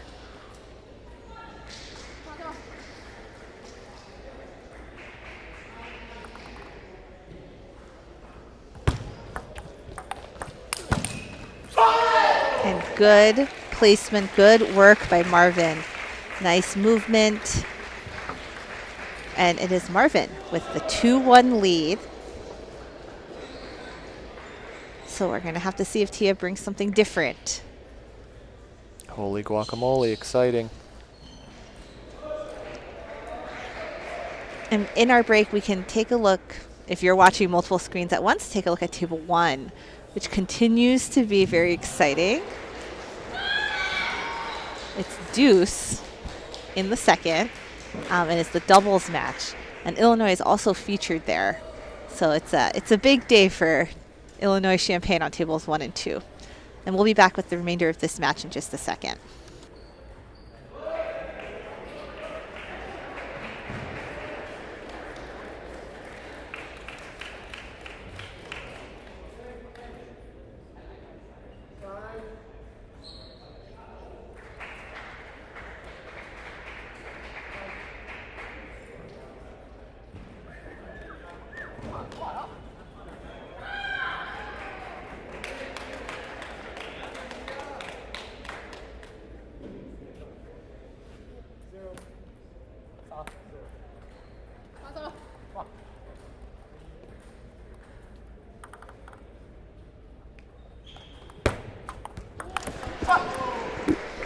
Okay, we're back. Game 4, round of 16, co-ed championship bracket. University of Illinois Urbana-Champaign versus Yale. And it is Urbana-Champaign Marvin Yu with the 2-1 lead in this best of 5, but it has been very close. Very close, very dynamic points. They're using up every inch of the table, and good variety of spins.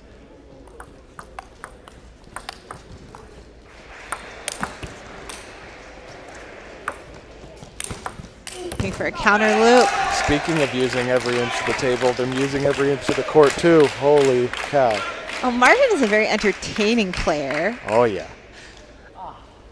And he has so much fun playing. He's like smiling. Love to see the players smiling. Gotta remember that's what we're here for.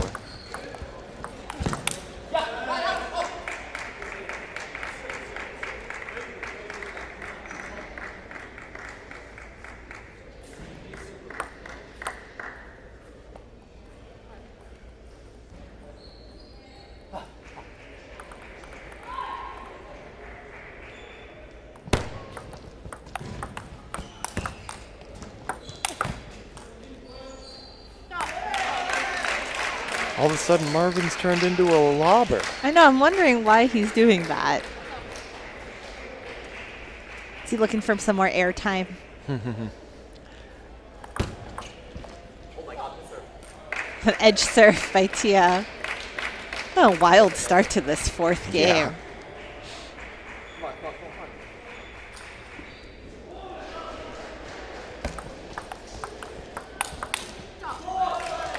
And Tia is all business over there. Tia is still present.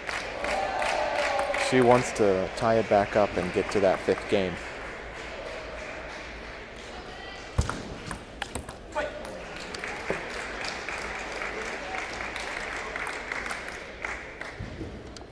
And over on court 1, Cornell is up 2-0 in the women's doubles against Illinois.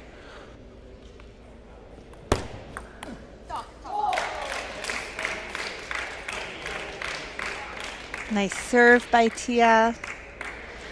Really surprised that the momentum has shifted so much after Marvin Became a lobber. Yeah. And I'm still thinking about the strategic thought behind that. You know, he was attacking a lot, and it was working. Maybe he's taking just a little physical break. Maybe. I do think that Tia's been moving him around a lot. Maybe that just got into his head. Because when you're going for such big swings, you really have to time that perfectly, and maybe he just didn't feel the timing right at the start of the game, so we decided to play a little defense. Lobbing is still a strange choice, but some people do it. I mean, there's a style that's just lobber. It's almost like a chopper. Yes, the NCTTA president happens to be one of them. We should have Lily Lefarilla do a little demo. I would love that. So back here with Tia, 6-3 lead, trying to stay in the match, and she's doing well. She's leading in this 4th game. And now solid 4-point lead, I believe.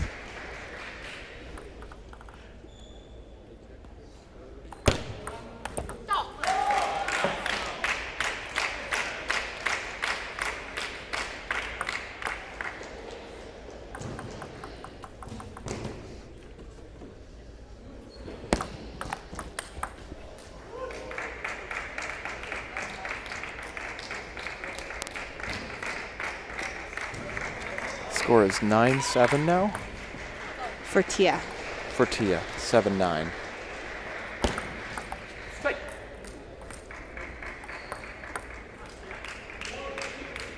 And now 8. Should be 9-9? It might be 10-8 or 9-7. No. Oh, the edge. Edge on the lob.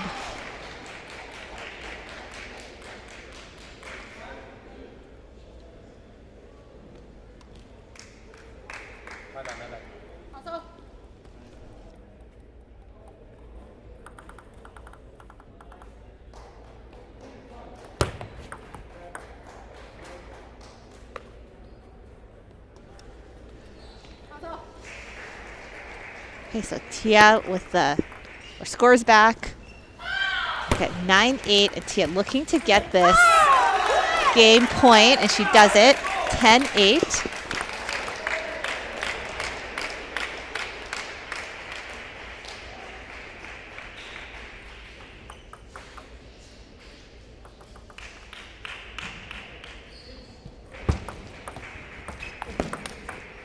And that's it from Tia. 2-2. Topsy-turvy match here. Tight games all the way across. Yeah, in fact, they're so close. We'll see if Marvin starts out game 5 with some lobbing technique. Better to start it with it than end it with it, I'd say. That's But true. to each their own. What do you think the coaches are saying right now to these two players? I think if I were Marvin's coach, I would say attack, attack. Like, come out strong. This is your chance. For Tia, it would almost be like kind of relax a little bit. Don't rush. Like, play each point slowly. I don't know if there's a ton of strategy going on. You know, it's really just about making sure you play your game, making sure you attack. Don't do funny stuff. And then that includes rushing or playing too slow, right? So it's like Sure, two ends sure. of the spectrum.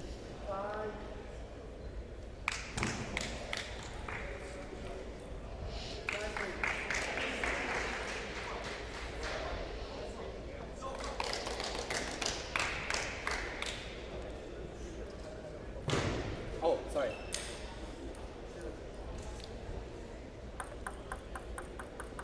And it is game 5. For all the marbles.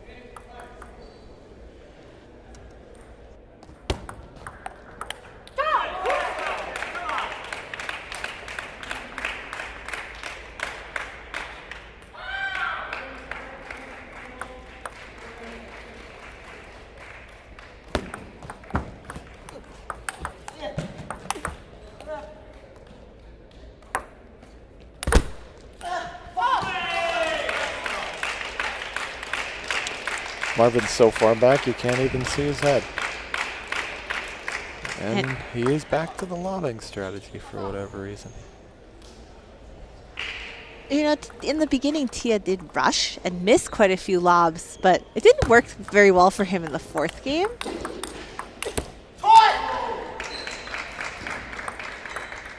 I see a little bit of just like long match arm fatigue from Tia, like so many forehands, so many lobs. Right. I mean, you see Marvin really making Tia attack. Tia is attacking just as much as Marvin, if not more. I think more since that 4th game. That has not been to Marvin's advantage so far. So I'm curious to see when he's going to turn on his forehand again. Maybe there's some fatigue on Marvin's side, and maybe he just doesn't have the gas to do the footwork that he needs to pull out that forehand.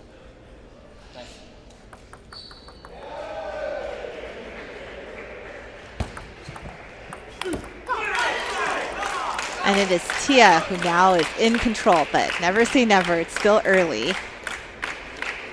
Is this a point where you would maybe recommend a timeout for one of these for Marvin, or? Yes, absolutely. I would think about this timeout, but it depends what kind of player you are. timeouts are so personal in a way. Sure. You want it to be for you in a timeout, but also sometimes it's about the opponent. You know, maybe it'll break Tia's momentum, slow her down, get her thinking. That's right. Maybe it'll help her relax. Yeah, my bad. Sure, In a way, right? It could make her play better.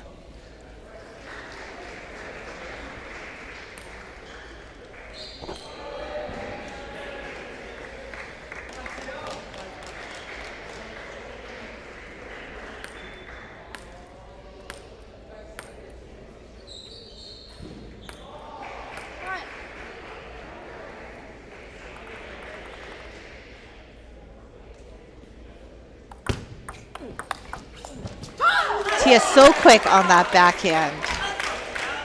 And so tight. That backhand is staying so low.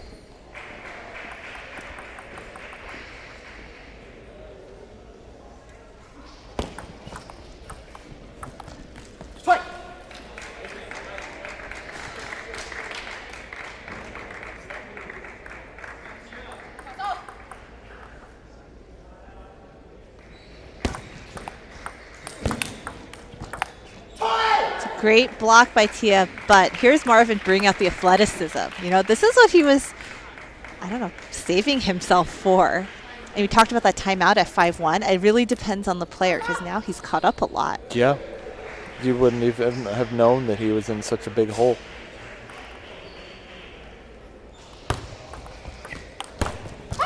Really good placement by Tia right there into the middle. Down the middle solves the riddle, as they say in tennis. Not so much in table tennis, but you can get it right into somebody's pocket sometimes, make them second guess. Should I take this as a forehand, take it as a backhand?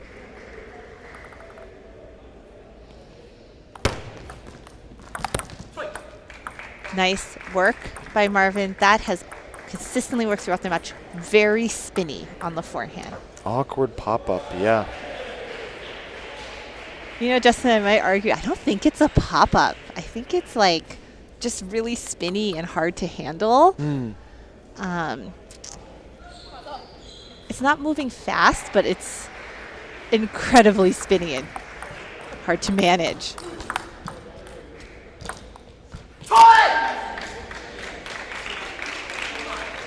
And Marvin back to the athleticism, running all over the court.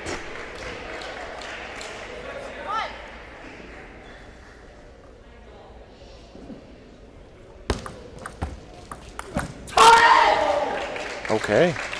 Marvin's amped up. It's amped. It's like all that energy is back. Like, where Love did to it see go? Yeah. And it is 7-all in the fifth. Okay, both players still have their timeouts. We might see a lot of timeouts used in the next, like, 5 points. Or we might see none. You never know.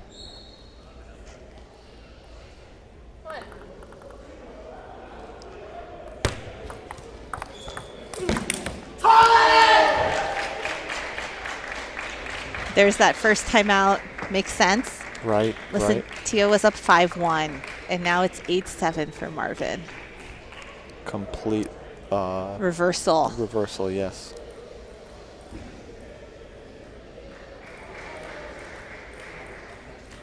Absolutely complete reversal.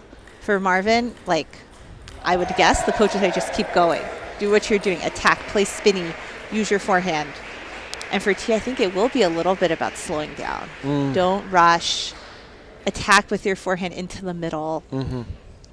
But don't, if Marvin gives you that spinny pop-up, that's actually deceptively difficult. Don't try to just smash it.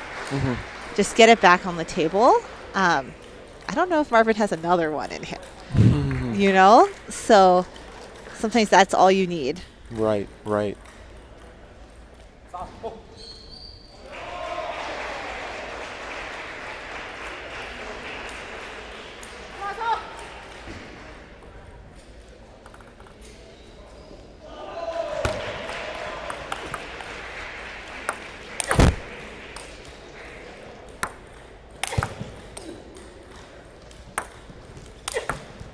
Good angle. And Marvin, very showmanship playing. Marvin diving out of the court. can't see him right now, but he actually ran over one of the barriers and rolled off the court. He does appear to be okay, and he's up and getting the ball. And that was very important for Tia to slow it down. Right. Go for the angles. Fantastic angle. I believe this court is it 40 or 60 feet long? However long it is not long enough for Marvin. Right, or wide enough apparently. Yes.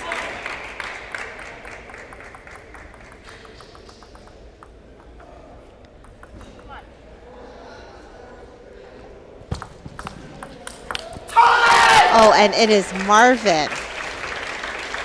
2 good serves, good placements with the match point. Yes, it does look like the score is reversed on the digital, but Marvin is up 10-8, I believe. Yes, it is Marvin who is up 10-8. And Marvin with that spin.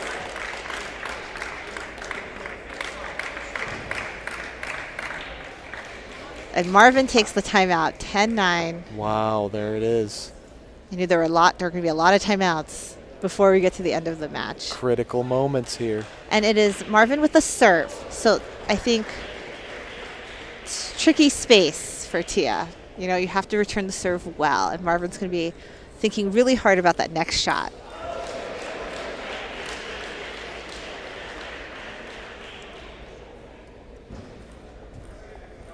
Meanwhile, a couple Yale players are warming up on, or rather, not warming up. It looks like another Yale versus Illinois match has started up on court 1. Yes, the Probably first the match. first singles. Yes, Kevin Guo and Akash Pardeshi on table 1. And again, making this match even more critical. It's literally 10-9. Oh, my. It's Tia serve. Oh, I guess I was wrong. It is Tia serve.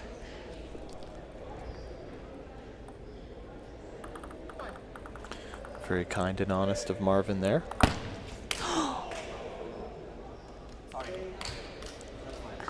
That's a really tough way to lose that match.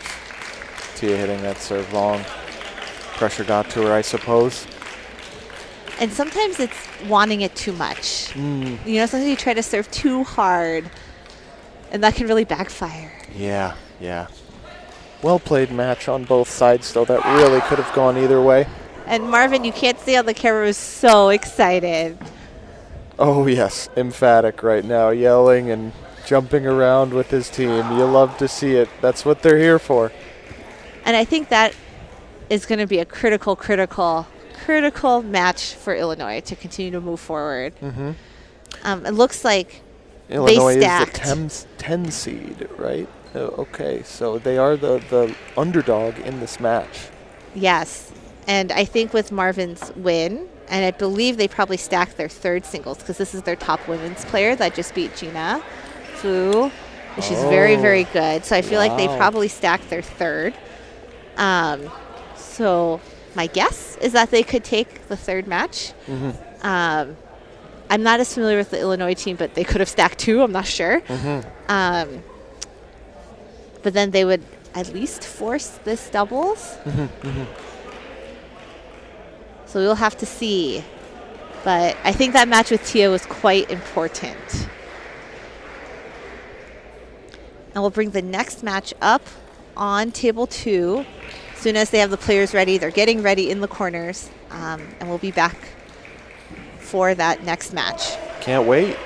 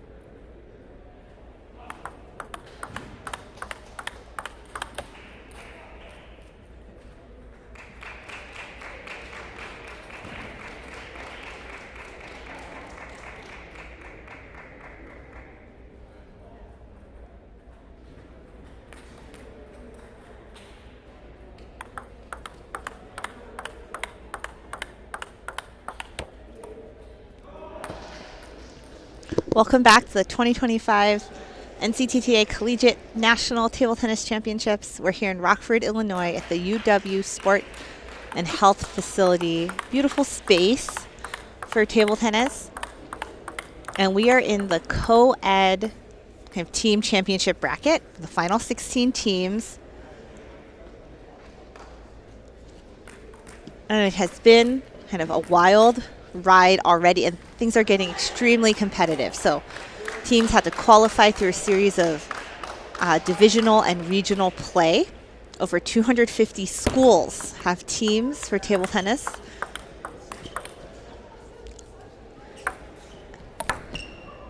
And what a way to open this first point. Brian with a nice kind of lob there. But over 250 teams with for 250 table tennis teams from around the United States and Canada. 32 invited, I believe, kind of to bring out the bracket. And now we're in the final 16. This is the co-ed, so it's just the best players from each of the schools, and they will move forward after tonight into the next round. So round of 16, round of 8, quarterfinals, with the event concluding for the teams tomorrow afternoon. The finals will be played at 2:30 for women and 3:30 for the men, local time, Central Time. I'm Barbara Way. I am a former NCTTA player and was part of the World University Games team as well back in 2011. And so it's a pleasure to be back here. And here we are in the third singles match between number 7 seed Yale and number 10 seed Illinois. Illinois nail-biting match on table 2 against where they took 1 point, meaning they won one match, 11-9 in the 5th. Marvin, I would believe it's an upsetting Tia Xie. Kind of heartbreaking end where it was 10-9 in the 5th, and Tia missed her serve.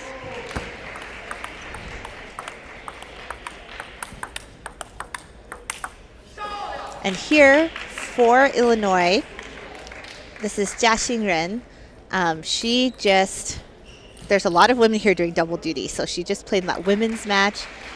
Very, very highly anticipated and highly watched match on table 1, where she beat Gina Fu deuce in the 5th, and then they lost in their double. So the Illinois women are out, but they are actually holding their own here against Yale in the championship bracket.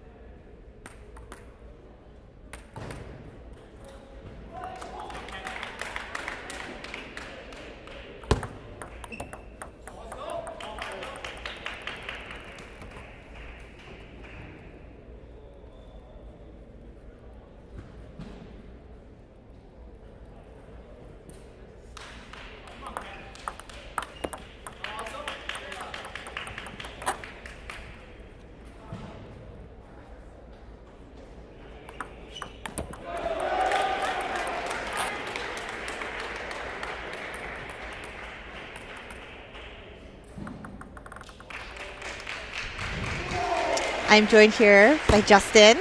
Hello. Yes, longtime NCTTA Volunteer Division Director. Passionate NCTTA veteran right here. Yes. Volunteer, ex-player, division director, regional director. Team leader, team founder. And tape, Connoisseur. cable taper on the ground before the tournament. We have tons of video equipment with cables running everywhere between these two live stream courts. And we got to tape them all down. Some of the players or spectators trip on them. So it's a lot of work. Volunteers have been here, some of them since Tuesday. I've been here since Wednesday. And some of them up at before dawn today to make sure you guys are ready to go. Absolutely, including me. So, Jia Xingren, one of the top women's seeds. I believe she's number 6 that you showed me. And she has been very busy. So, Yes, I started in here a little bit late. I don't know if you told them about her tight Cornell match in the women's draw before this. Like directly before this. Yes. So Illinois is now out of the women's because yes, they lost in the doubles, but Jai Shi took that first singles match in the 5th game, I believe. Yes, I think it was 11. 15. it was like maybe 14-12, 15-13. Oh, I think it was 11-9 in the 5th, but it was 16-14 in the 4th. Yes. But here, she, I think, is stacking her. She is part of the stack, I think, for Illinois. The strategic stack, the strategic ordering of players in your draw, not necessarily in the order that your roster is by skill. And it looks like one of our referees is stepping over to talk with one of the Yale players. We'll see what this is about.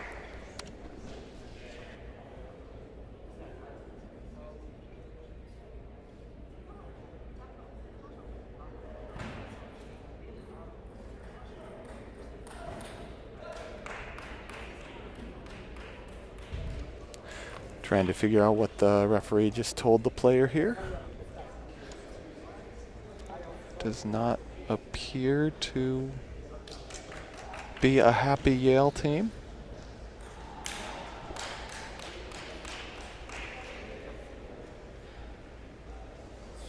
So, Justin, you have a hunch it's about the shirts, right? Because there's a rule about the same shirt. Everyone has to wear the same shirt. Yes, so if anyone was on the stream for the prior match, or if you look over at Court 1, you will notice that the other Yale players have been wearing a different jersey. Oh, yep.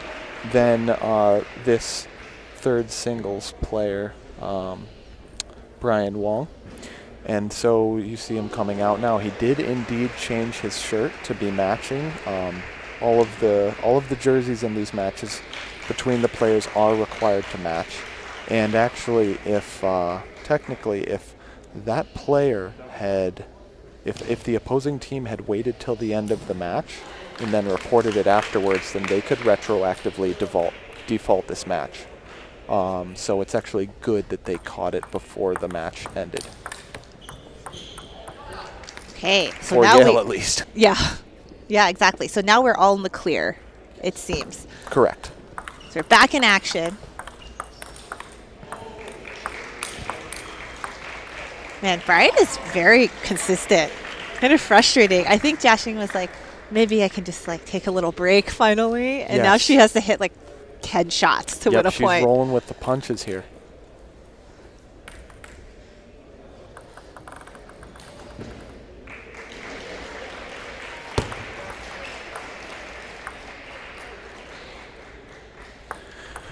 Referee calling a toss violation. I think he called it as a let, which they tend to do early in the tournament. Yeah, sort of a warning. Yep. Yeah, make sure you don't do that again. Yes. Day 2 and day 3, they won't be as lenient.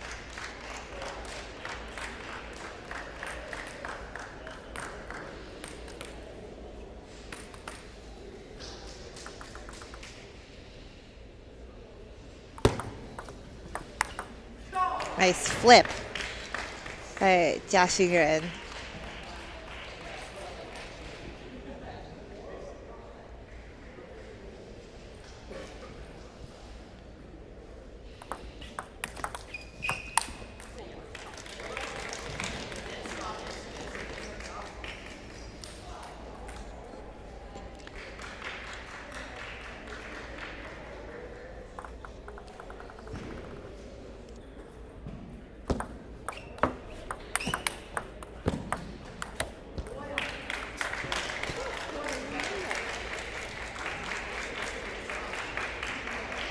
Jiaxing looking a bit sort of like just need to get through the match feeling. It was such a battle in the women's against Cornell, and now it's up to her too to kind of continue the momentum here. It's a lot of pressure. Joshine, the 6th seed in the women's singles event.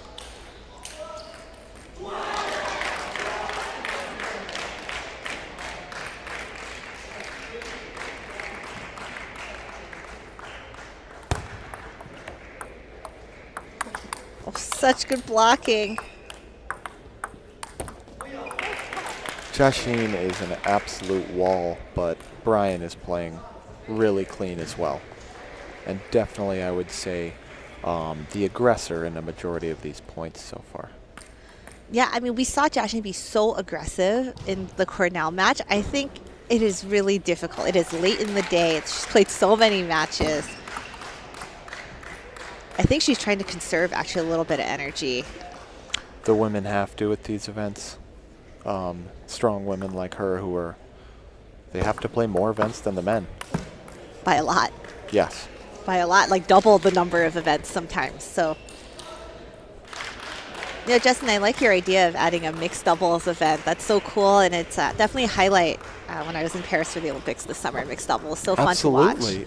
It's a wonderful event.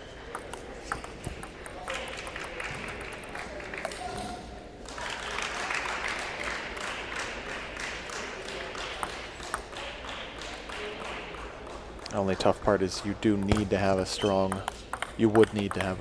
man and woman on your team. But many schools do. Many schools do.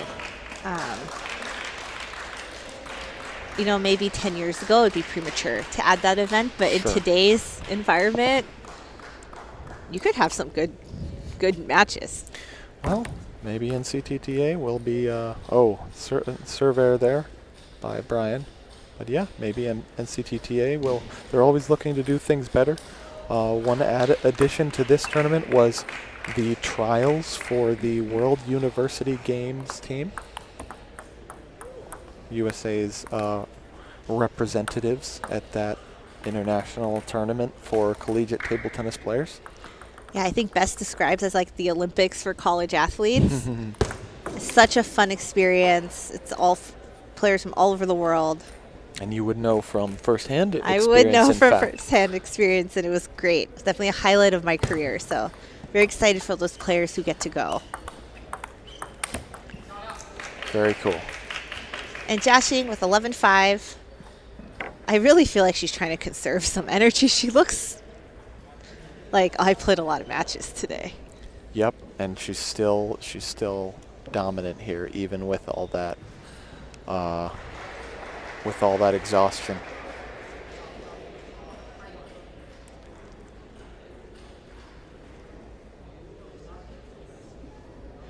So an update from table 1. So it looks like Yale won the first match, and they lost the second one. So now it's 1-1. And here it looks like Jiaxing is, because of their stack perhaps, or Jiaxing is just very, very strong. She will probably take this third match, which gives Illinois a 2-1 lead against Yale. So it'll come down to that fourth match that'll be played on table 1 shortly. So it's very close. Nothing wrong with that. Down to the wire. Keep us on the edge of our seats. And I think something that's so unique and important about the NCTTA model is that even if you're the fourth player on the team, you also have to win your point. Like, you're just as important. Oh, sure, equally as important. The only people who technically you can say are slightly more important are the two that end up being in that double spot, because they'll play twice for one head-to-head match. But any of the players, the first seed and any of the other players can play in that doubles match. So I'm like, looks like if this were to go to doubles, it would be Akash and Jiaxin for Illinois against Kevin and Tia. And from the doubles play, you can see that they did move Jiaxing to that third spot instead of the second spot. I assume you would play your best players in doubles. That's Yes, usually yes. the good strategy. Yes, so that's an indicator of stacking, as you said.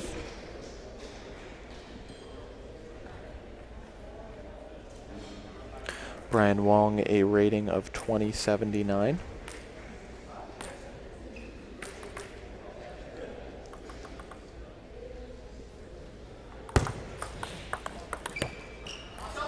He can hold his own, but I think Jiaxing is a significantly more experienced, higher seeded player here.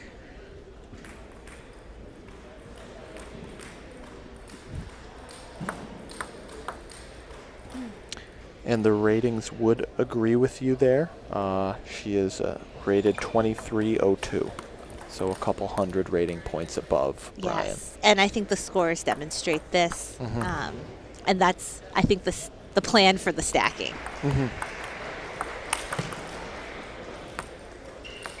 And for Jiaxing, it's all business. She just needs to win this match. She's probably like, can I sit down now? It's been a long day. But she still has women's doubles to play, I believe. So no work for the best women, no rest for the best women's players. No rest for the wicked or the best women's players.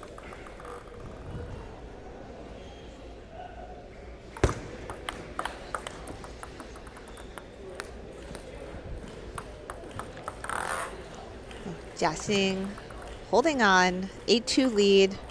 I mean, she has a great lead. She's just sort of holding on physically and mentally, you know, just trying to get through this because she has a lot more to go tomorrow. And especially as Illinois, we'll see if they advance, but if they do, there's even more to go. Right.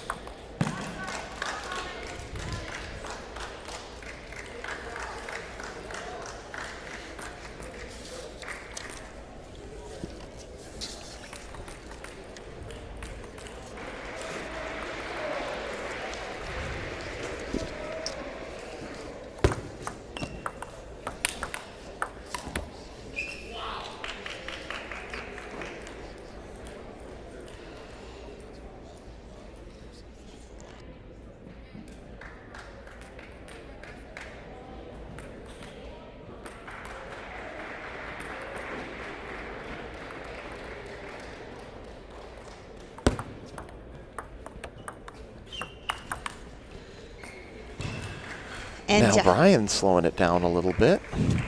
Too little too late, though, here with a match point for it might Jiaxing. be. And I think these players came in sort of knowing the gap. Sure. You know, of course, that doesn't change the fight, but they sort of had some expectations. And Brian, with that backhand miss, said, wow, that was, Jiaxing is world class. Like, that was so good. So, big thank you. And now it is Illinois with a 2-1 overall lead. So, all eyes on table 1 as their fourth players. Again, these critical fourth players on the team kind of determine what's going to happen next. Yep, and mentally, it is maybe tougher for that fourth player, knowing that they have those first 3 matches in. It's like, oh man, if I win this, we still have a chance. If I lose this, it's on me. We're out for the year. Yeah, our season's over. And that's so tough because usually your fourth player is not as experienced, Right. right? And like hasn't played on the big table. Right.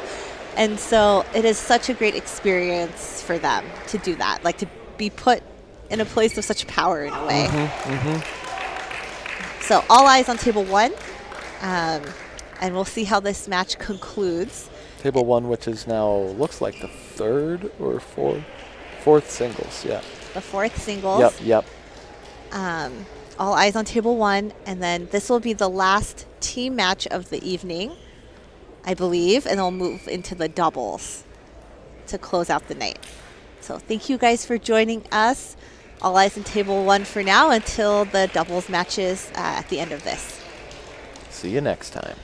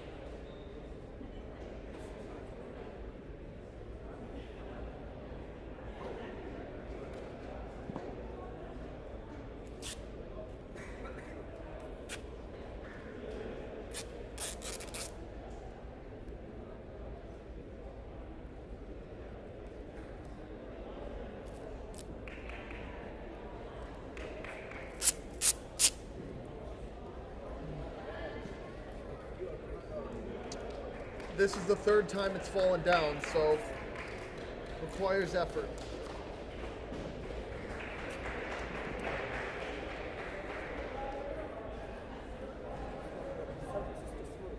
Yeah. It's definitely not designed for this.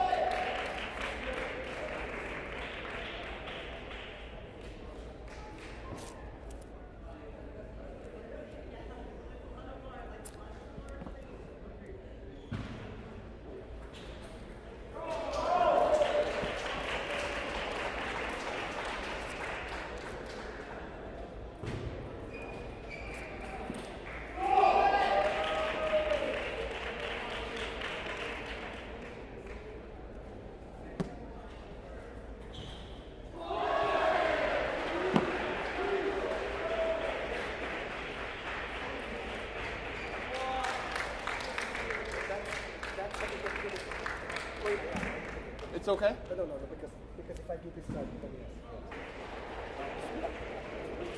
It's okay? Just let me know. The other one just fell down. So Yeah. Because Oh, there was impacting your visibility. Okay, well, let me know if it's here. I was going to just chill up. No. I mean, This is okay because there was a direct, blue light. Okay, yeah, let me know.